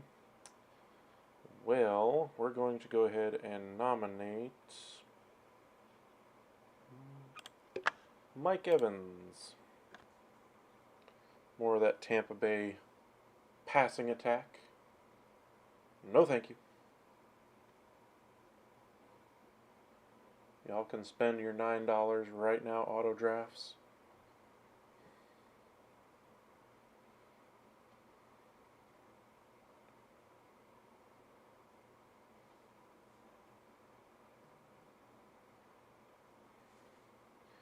Alright, so there's one of the running backs I really like as my number 1 type running back.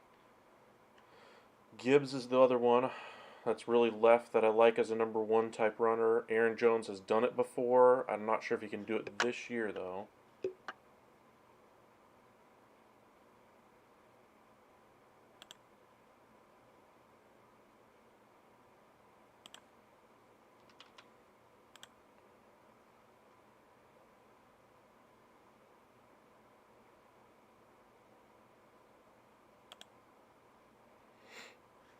Where they have him valued at 42. Eesh. It's a real drop-off, though, in talent.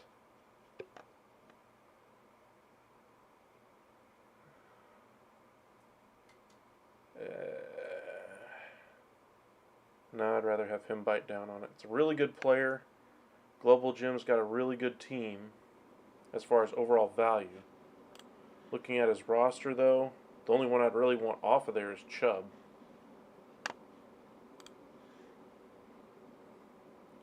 Here's Garrett Wilson. Should go for a pretty penny here.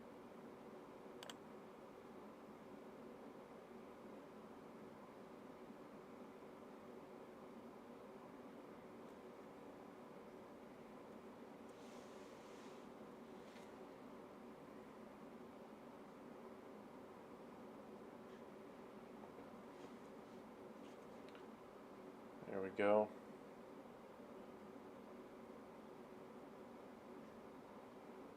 Love to see those two get into a fight over him.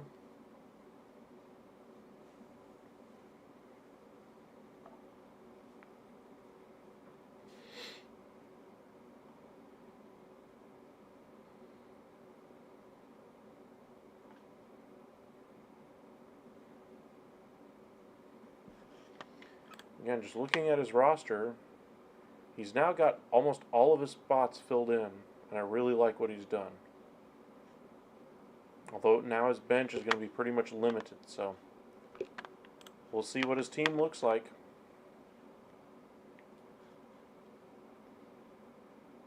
Let's look at what the tight end group still has in it. Hawkinson, Waller. I'd probably have both of those two guys over George Kittle.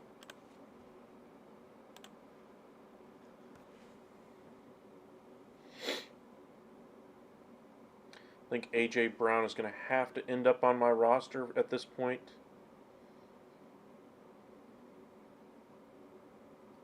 Hopefully we can steal him for 30.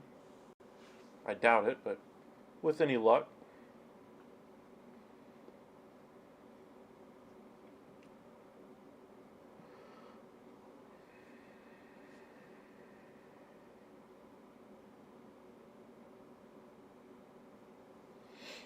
There goes Higgins. 220 last year. To me, he's a really good wide receiver 2. I think he's just a solid wide receiver 2, though.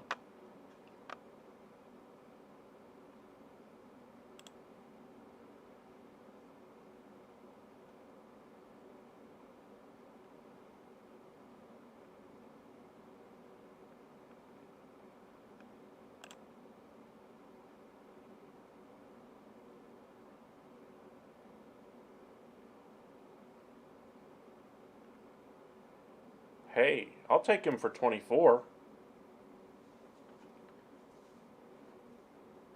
That's a nice pickup. Still got plenty of money, too. I'll take that. Let's see if Amon-Ra goes for a nice deal here.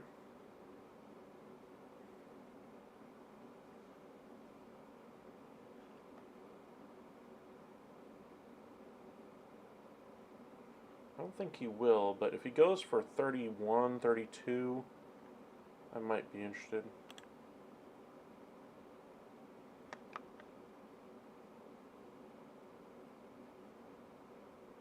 You can have him for 33, I think.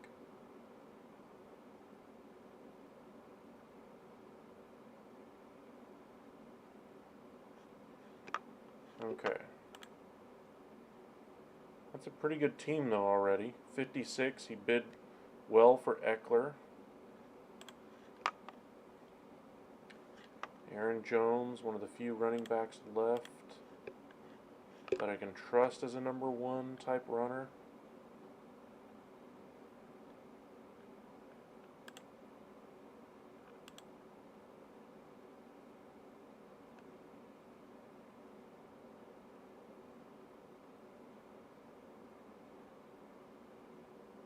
Hey, all right. I'll take that. Pretty solid group so far.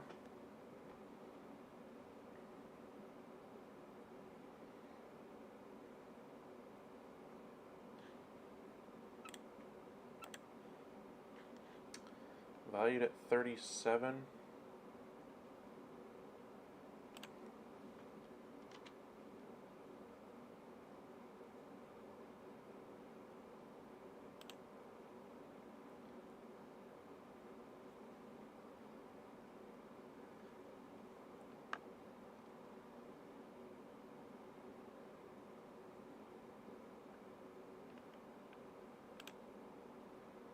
I'll pay full price for him.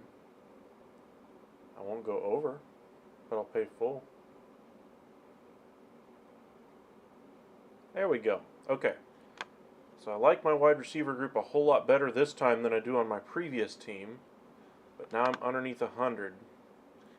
And now I've got to start playing a little smarter.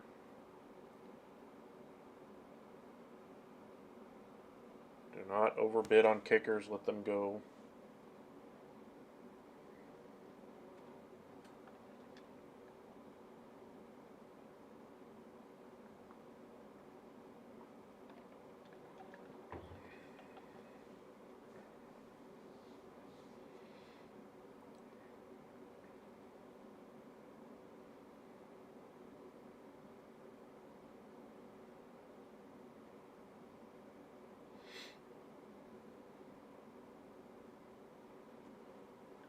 This is the handcuff to the running back I like, but I'm not going to overbid for him. So 4 is probably my max here. And I'm out on Montgomery.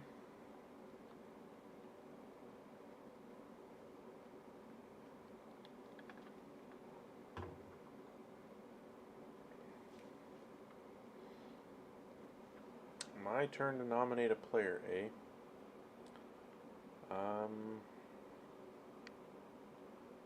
Let's go with Watson.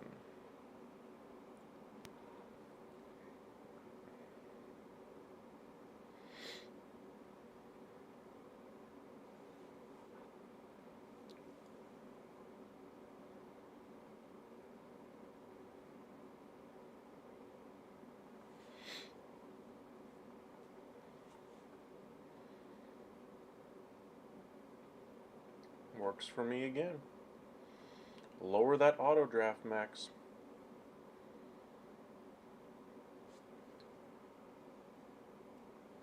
Coach is going to be able to get some nice players here.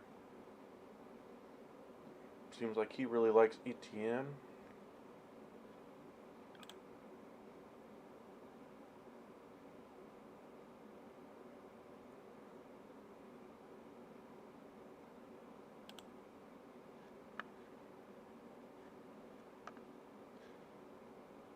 I think I can squeeze you for another $1. If not, I'll still take him. There you go. All yours, boys.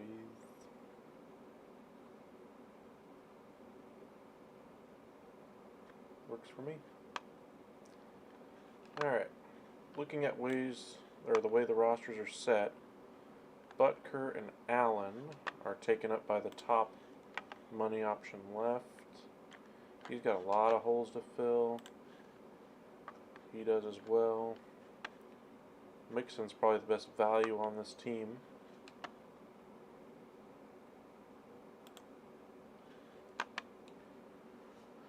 Waddle here.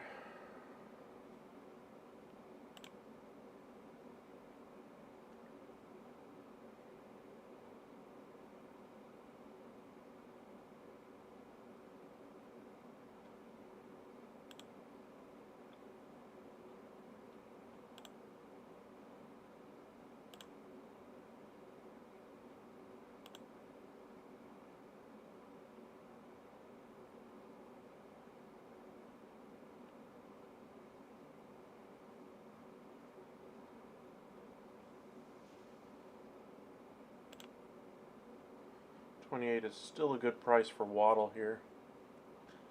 Give me an elite wide receiver at flex. Okay. And gives me insurance in case I don't get Samuel or Ridley. It's actually a pretty good option for all three of those guys. I still would like Gibbs for sure. Give myself a really good running back 2. Ricard White would probably be my RB3.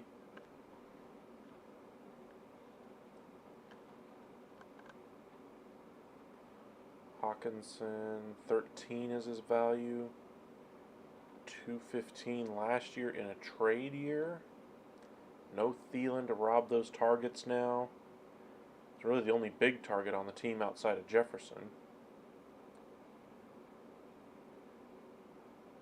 Is he worth paying full price for? Probably not. There are other tight ends I like later in the draft for his value.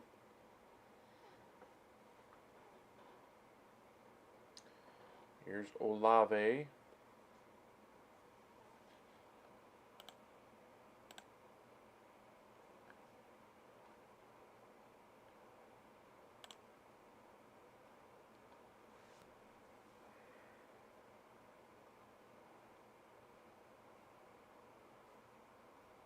There you go.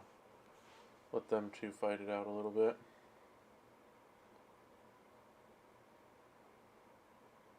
Wow, he let Olave go for 18. Wow.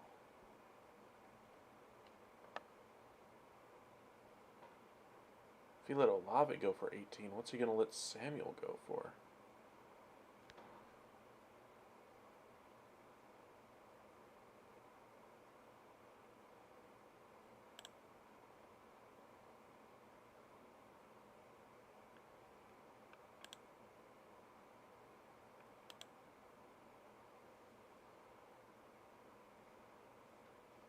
Take Samuel for 19 here.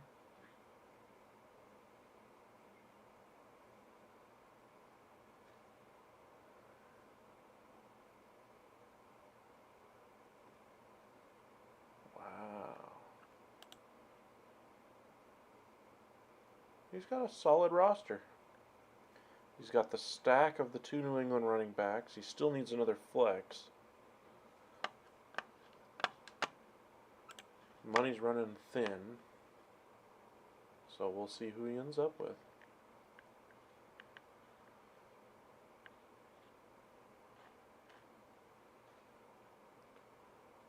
Keenan Allen,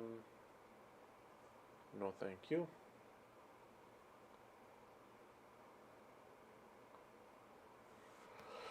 Najee, pass.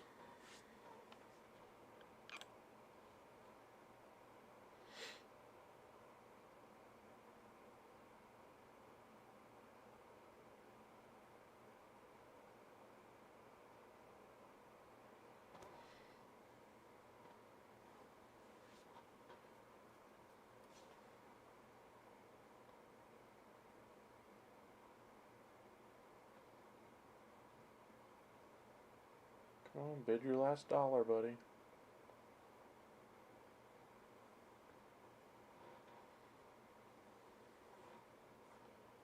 Okay. Now I really want both of these two players, Gibbs and Ridley, both of them that are left.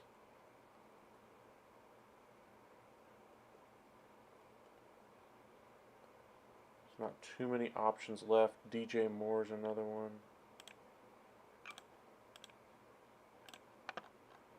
All players I'm targeting in this range.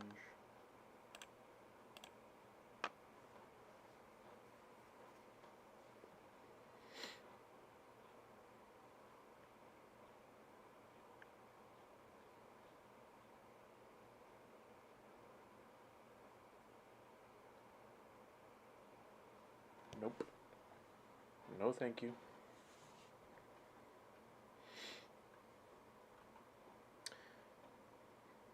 Almost to the 2-hour, 15-minute mark. Doing our second draft of the night.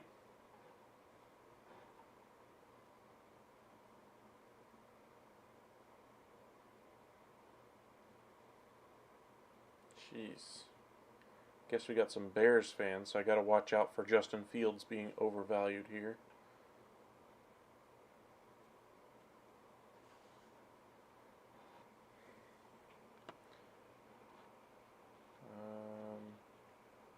Let's go ahead and nominate McLaurin.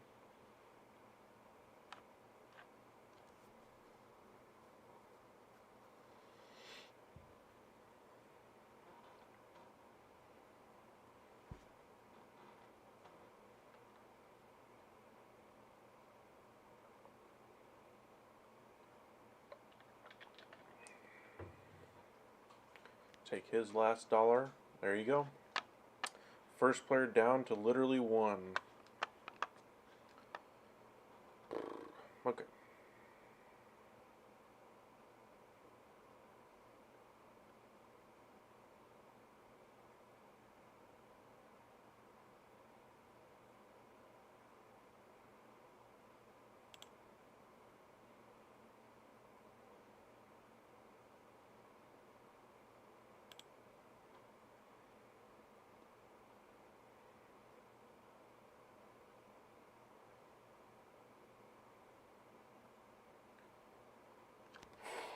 That's the one I wanted.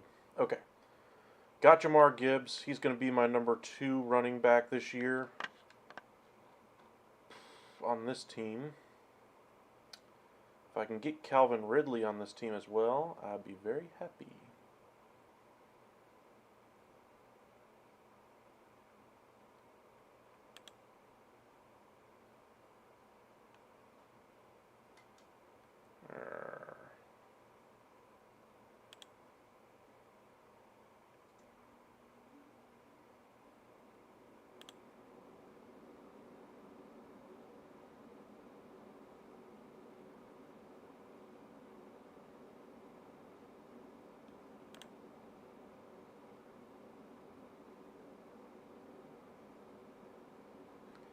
Overpay a little bit here for him.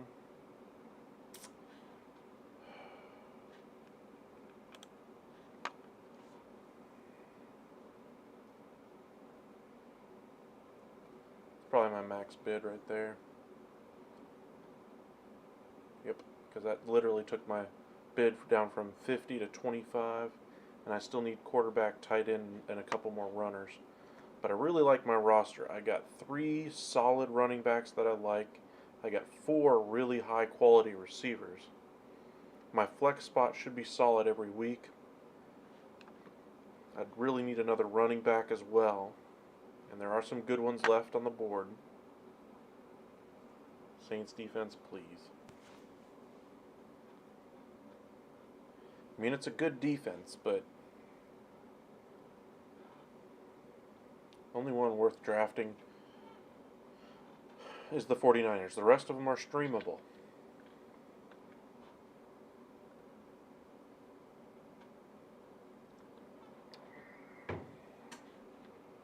Now time to see if these teams have their quarterbacks that have money left.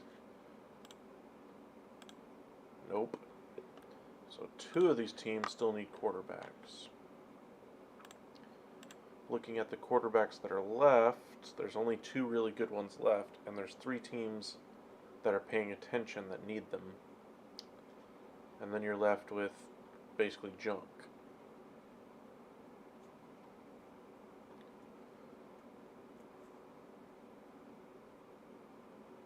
There we go. Take up some of that auto draft money.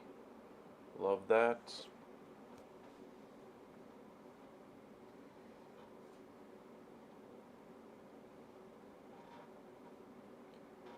Amari Cooper, no thank you. Although he did 246, that's surprising. I think this team could actually be better too. At least from an offensive perspective. I'll bid 14.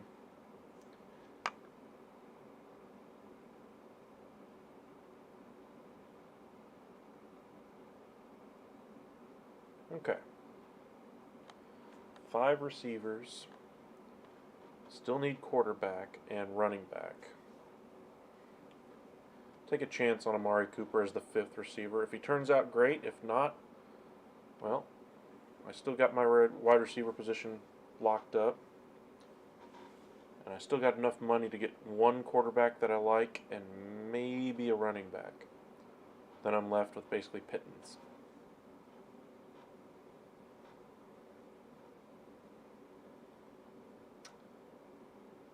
Really would like Schultz as my tight end right now, I think, of all the tight ends that are left.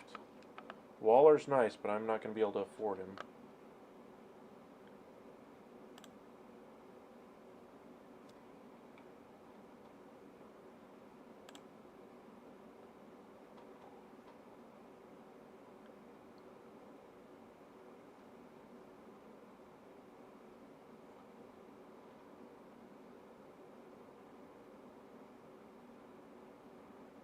Ooh. Coach using his muscle to force them to pay for a quarterback. Unless he's just a fan of Herbert. This doesn't bode well for my hoping Justin Fields could be had for a decent price.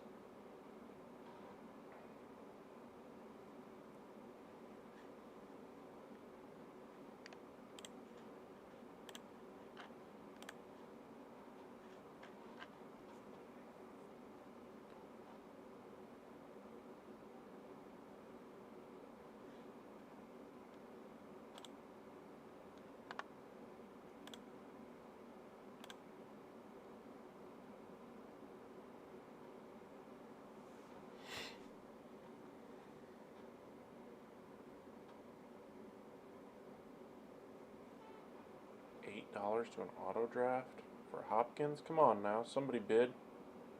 Wow. Well, I guess I messed that one up. I should have gone for D-Hop instead of Cooper. Oh well.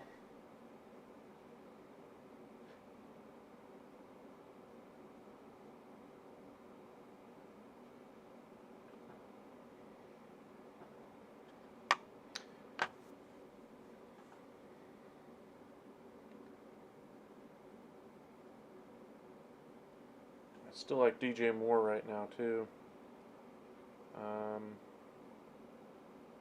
Auto drafts are out. Now's the time.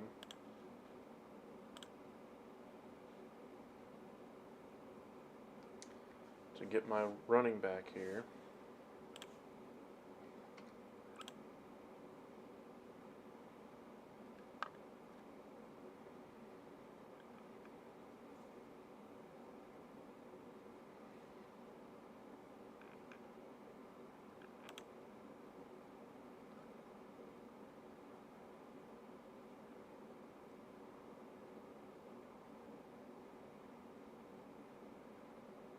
Eh, there's enough running backs I can leave him out there.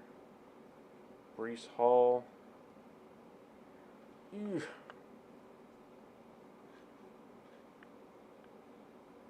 there a Dalvin Cook somewhere in here? $4 for him. Okay. A few good options down the way. There goes Sanders.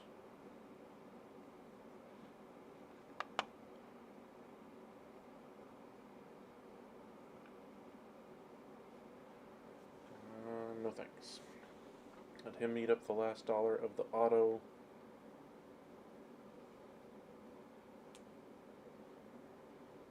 Fine with that. Okay. All the auto drafts are basically limited to $2.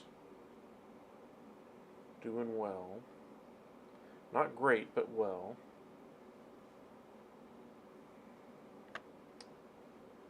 Fields.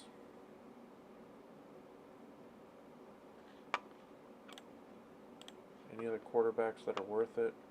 Watson. Not really. He's trying to build his actual lineup. The heck?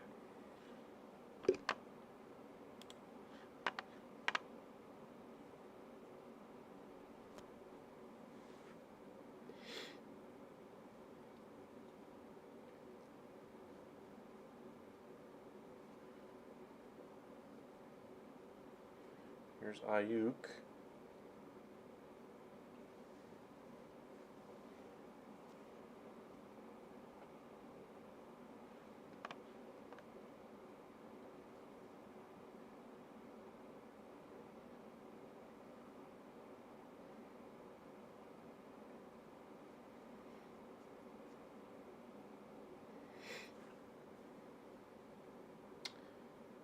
See here. Oh no. I was hoping it would drain some more money from other people first.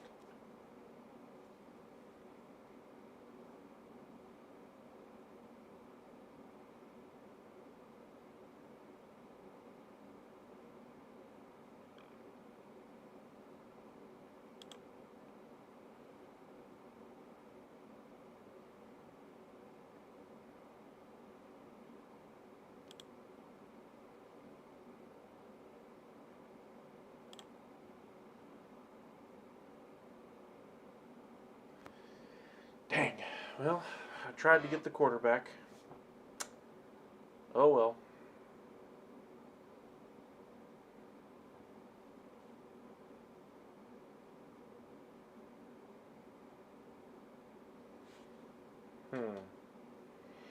So that basically leaves Watson,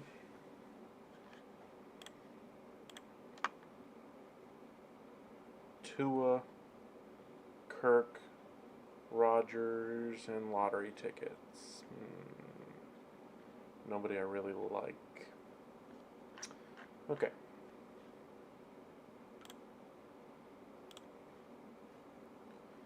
I like DJ Moore. I like Madison and Walker.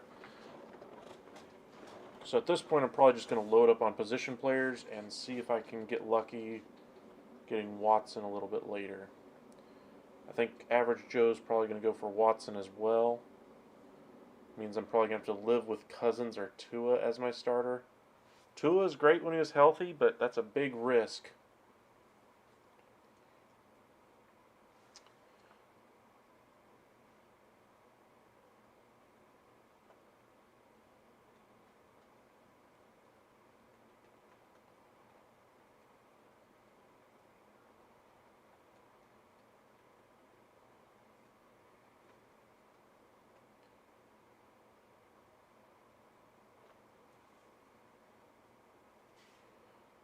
Marquise Brown, no thank you. Gladly let you eat up a little bit more money here.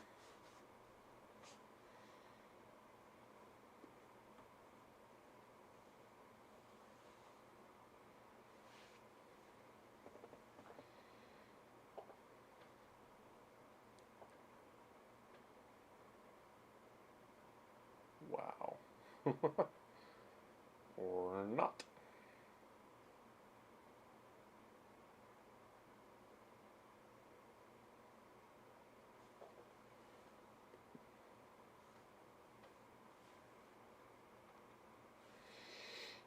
Dalvin Cook.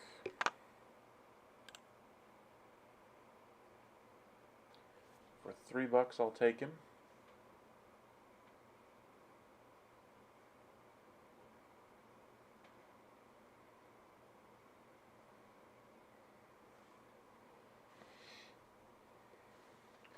Here we go with a little bit of a bidding war. Fine by me.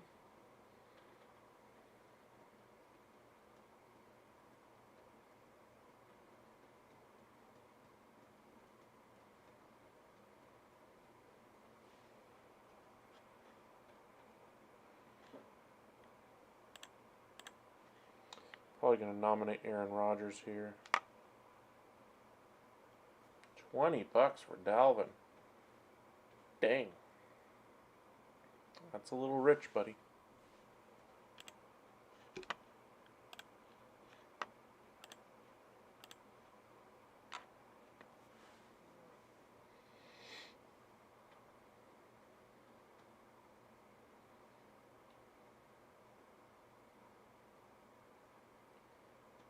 Worst case scenario, Rodgers probably will end up as my backup quarterback here. Fine by me. Or, yay, eat some money there, buddy.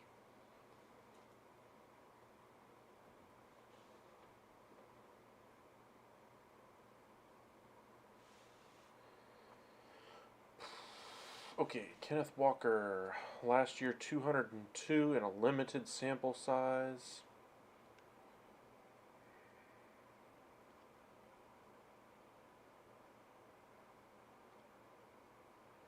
Here we go with a bidding war for him. That's okay. Eat up some of that money again.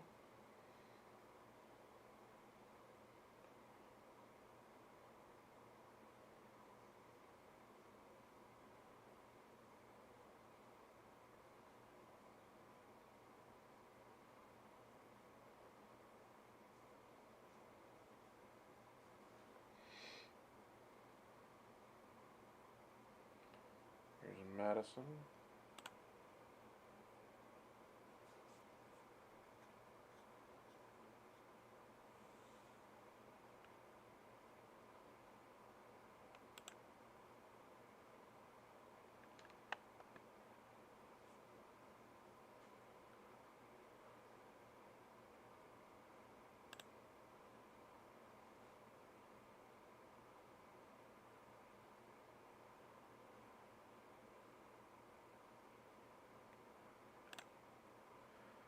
Kind of need him.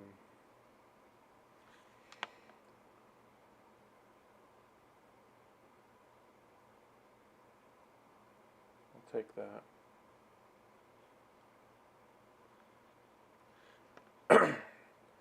So I got 4 good runners, 5 good receivers. Still need tight end, quarterback primarily, and I'd love to get DJ Moore, but that ain't happening. I already got 5 really good receivers.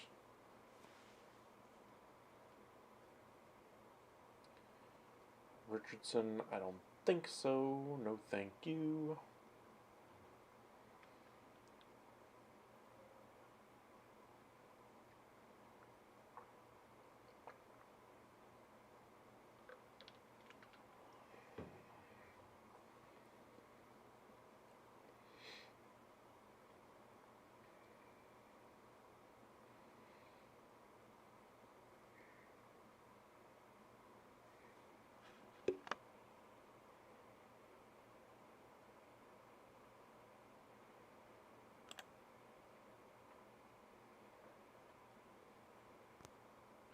Darn.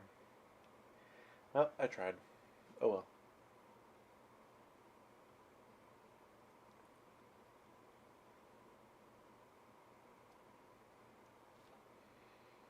Yep, no way I would have been able to get DJ Moore at this level.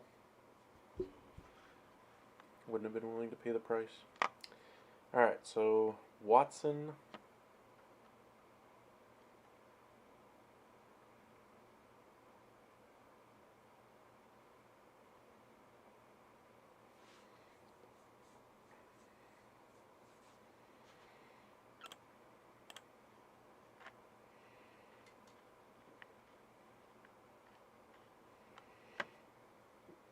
Tua, Cousins, probably be my hierarchy of quarterbacks left.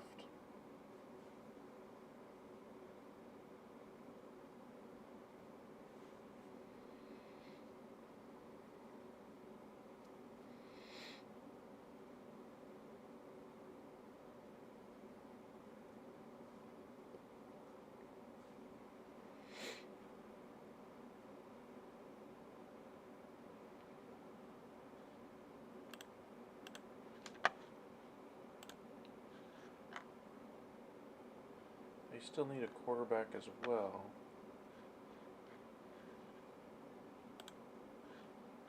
Dak's not a bad option at this late in the draft either. Not a great option either. But it'll get the job done, I suppose. There's Pitts, no thank you.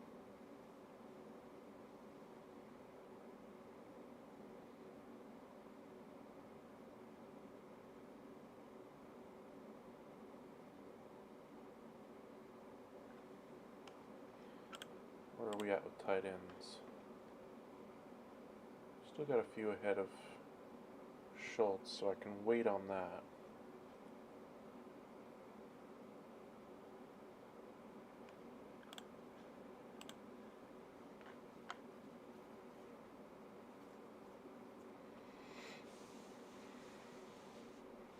Joe's needs a quarterback, and he just used up 6 on Pitts. I'll take it.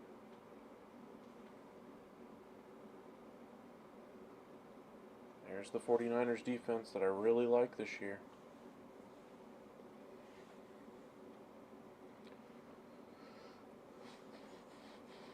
Not spending my last $3 on a defense, though.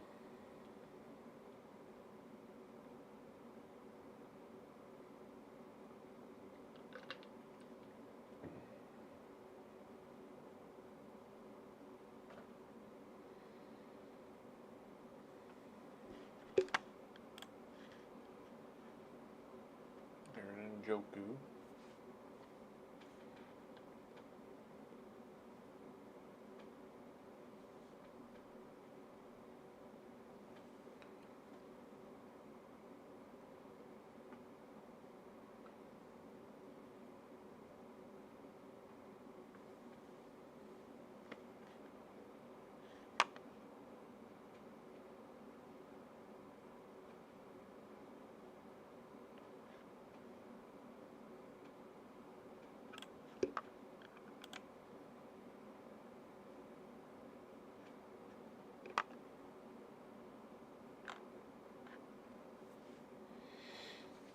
Be happy to end up with Swift, but I don't think I will. Nope.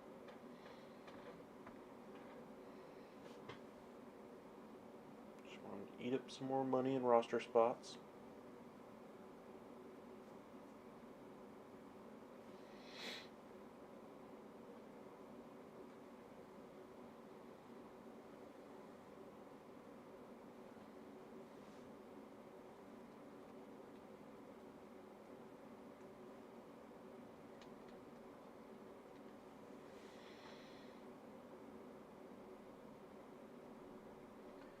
Almost to the part of the draft where things will start to pick up. We're 92 picks in right now. But as you can see, a lot of people are starting to get down to the final $5 of their roster. We already got 3 at the minimum. Cam Akers, please. No thank you. How many times are people going to buy into Cam Akers before they realize it's just not going to work? I was a big believer in him coming out of college, but I just don't think it's going to work. A couple of yards and a pile of dust is what we saw a couple years ago, and not much better last year. Here's Evan Ingram.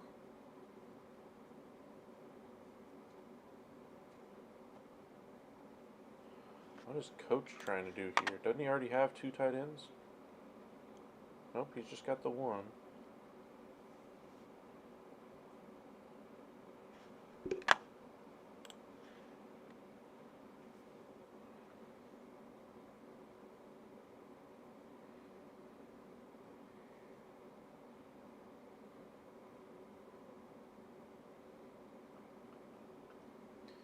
Coach really wanted Evan Ingram. Okay.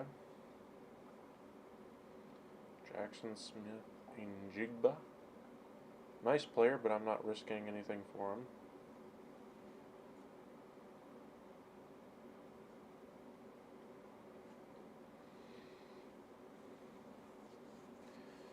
ESPN used to have a little thing that you could click on there to say not interested, and it wouldn't let you bid again, so it would speed up this process. So that way, if everybody was there, so you bid $1 on a player, and even though their value might be higher, if everybody was there and clicked no, then we could just go ahead and end the auction right there and be done.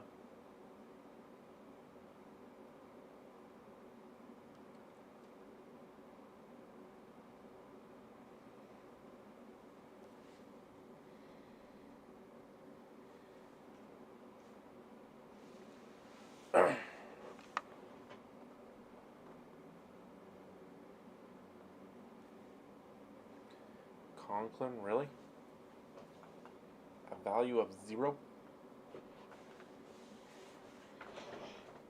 I mean, he had his moments, with the Vikings, and he had his moments last year where he was a good tight end one week, but by and large, I mean, you look at the tight end group, there's like 3 other tight ends I'd rather have before Conklin.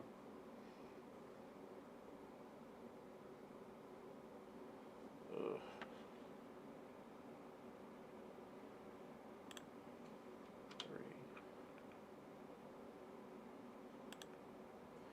Gotta go ahead and spend it there, I guess. Nope, didn't get him. That's fine by me. I'll wait. There we go. Now if there's a player I like, I can get him possibly.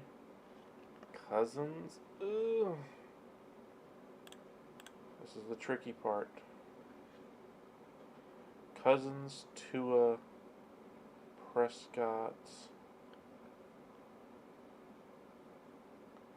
I need a starter. Cousins played well last year. Offense should be better this year, but even still, I'm not sure he can be that much better.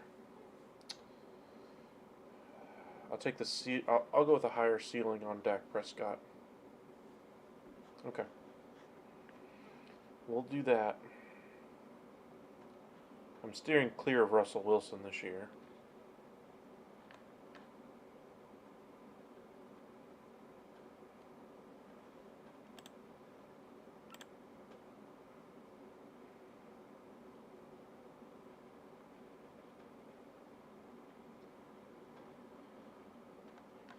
McManus, Carlson. Yeah, I'll take Carlson here.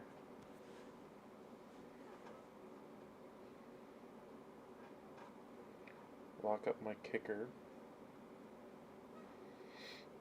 If I don't get it, oh well.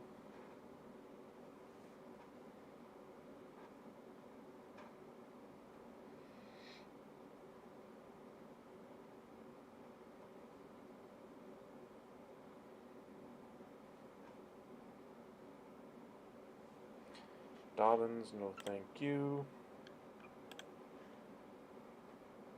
I like Christian Kirk, so he'd be the one guy I'd really like here.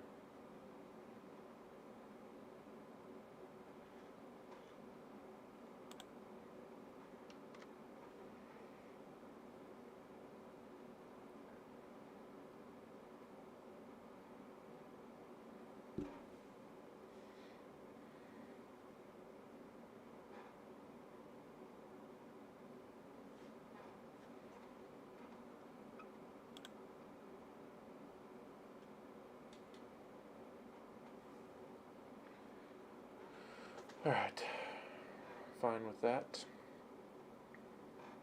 Took a shot. Still some other receivers down here that I can take a Hail Mary on if I want. But I still got to get my tight end and quarterback locked up more than anything else. Is Schultz the best option by far?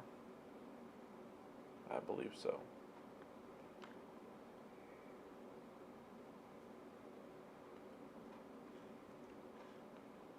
So if King wins this one, he's already got 2 tight ends. R's got his tight end. He's got his. And he's got his.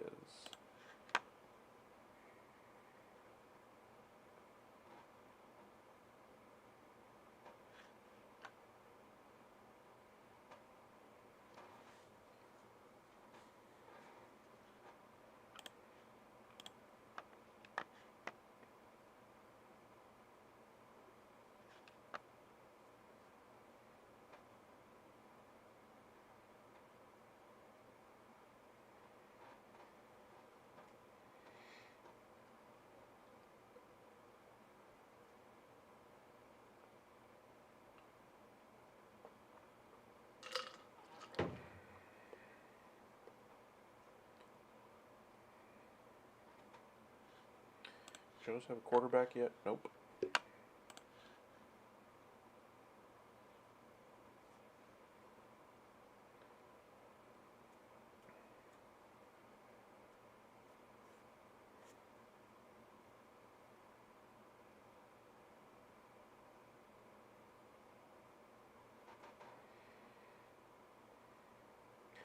Somebody's a Bears fan.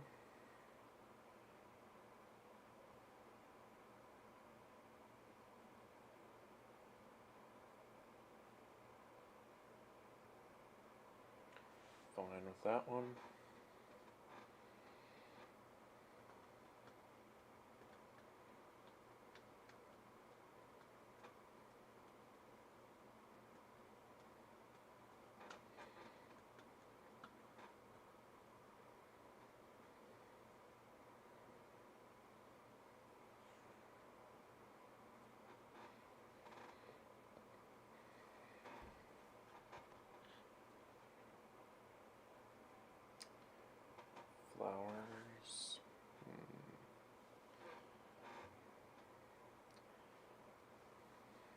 Not a bad pick here.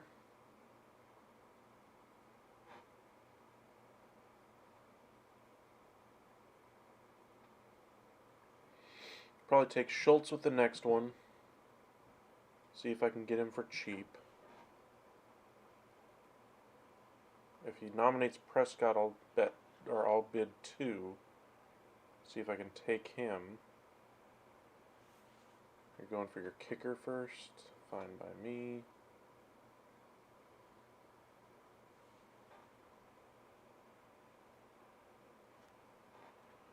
How many holes does this guy have left? 1 bench spot. Bench and defense.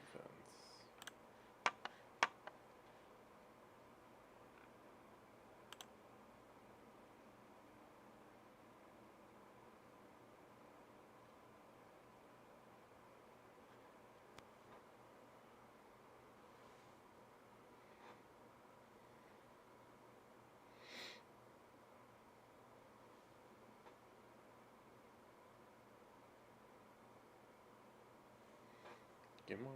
Give him. Thank you. Alright. I'll take that. Looking better. Still got 3 bench spots. Probably going to use one of them for a quarterback since my quarterback's kind of weak this year. On this team at least. And then probably a lottery ticket or 2. Okay. So looking at these players that are left, Prescott is definitely the best quarterback left.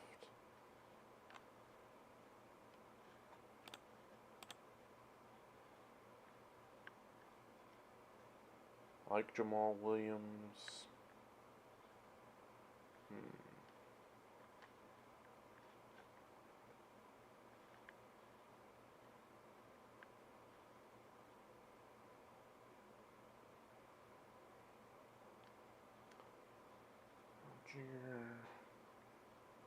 Nobody really moves the needle this far down.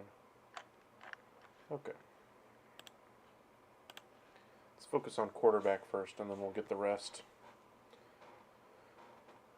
In case you guys are just joining us anyway, we're doing kind of a auction draft, salary cap league anyway on ESPN right now.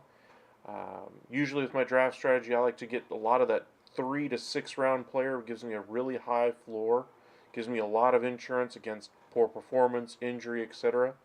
But it does come with a little bit of a risk. Obviously, you're missing some of that top-end talent that does hurt in the long run. And, yeah.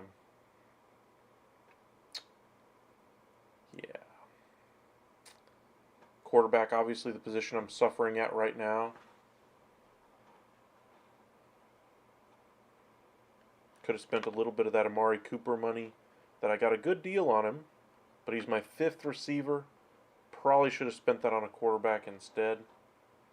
They're going with Brock Purdy. No thanks. I mean, he was good in his audition last year, but I think the league is going to quickly adjust to him. And they're a run-first team anyway. I'm not expecting him to do anything as far as fantasy.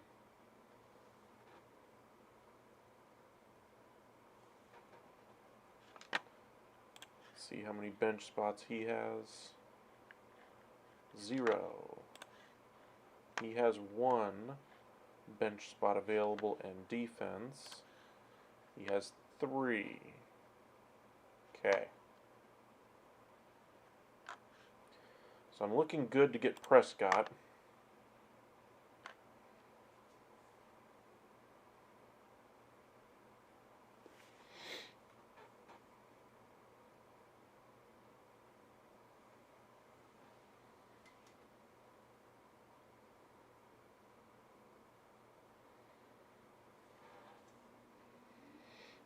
Probably leaning Addison for one of those other bench spots, and maybe one of these running backs, maybe Jamal Williams. McKinnon makes sense. Wilson makes sense. Thank you for Prescott.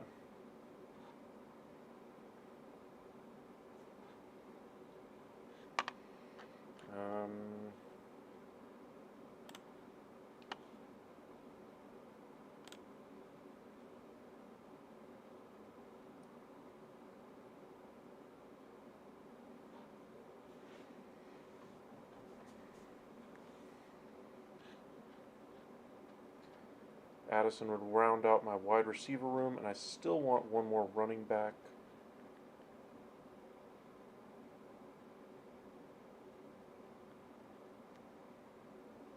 And a quarterback, obviously.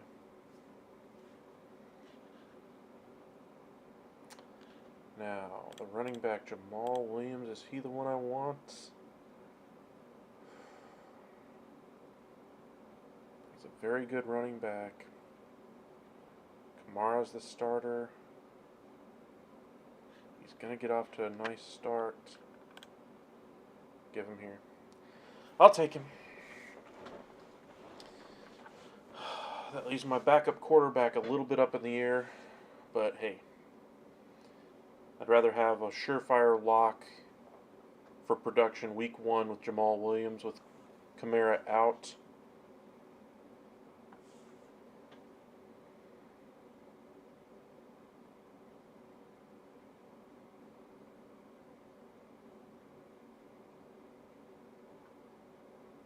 You'll see this league start to move a lot faster now with a lot of autos and a lot of only $1 selections left.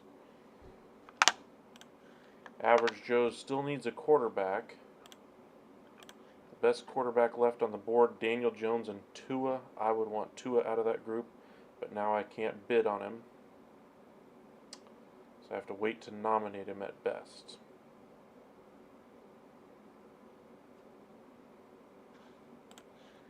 Team R is just looking for defense.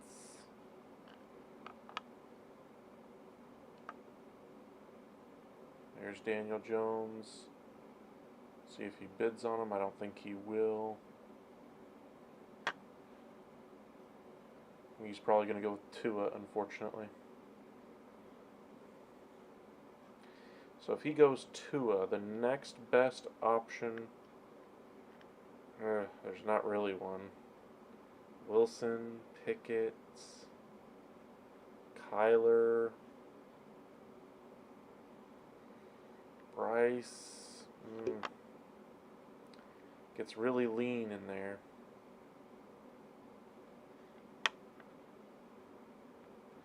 CJ Stroud, Jordan Love. Might not be worth having a second quarterback on this team. What week is Prescott's bye? 7?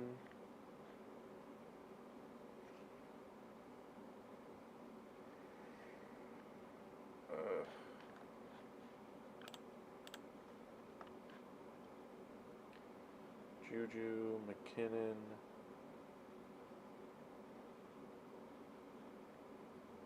Thielen, Wilson.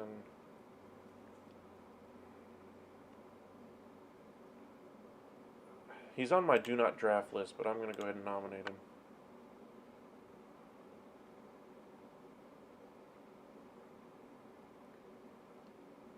Okay. So, I've got 2 quarterbacks. It could be better. I'm not high on Wilson at all this year, but it's more of a placeholder spot, I guess, more than anything else.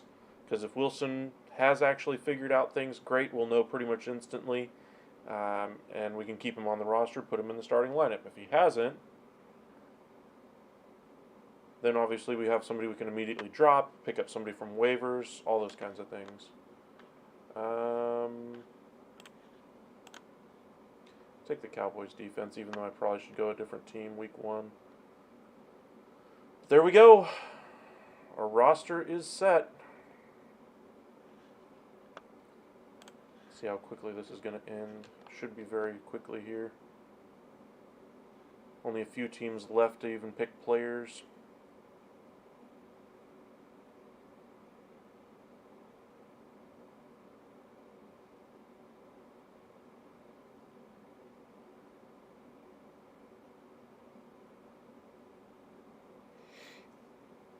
Ten picks of this auto left, and then I'll show you kind of how everything broke down for you guys. Elijah Mitchell, another good running back, lottery ticket people should be paying more attention to this year.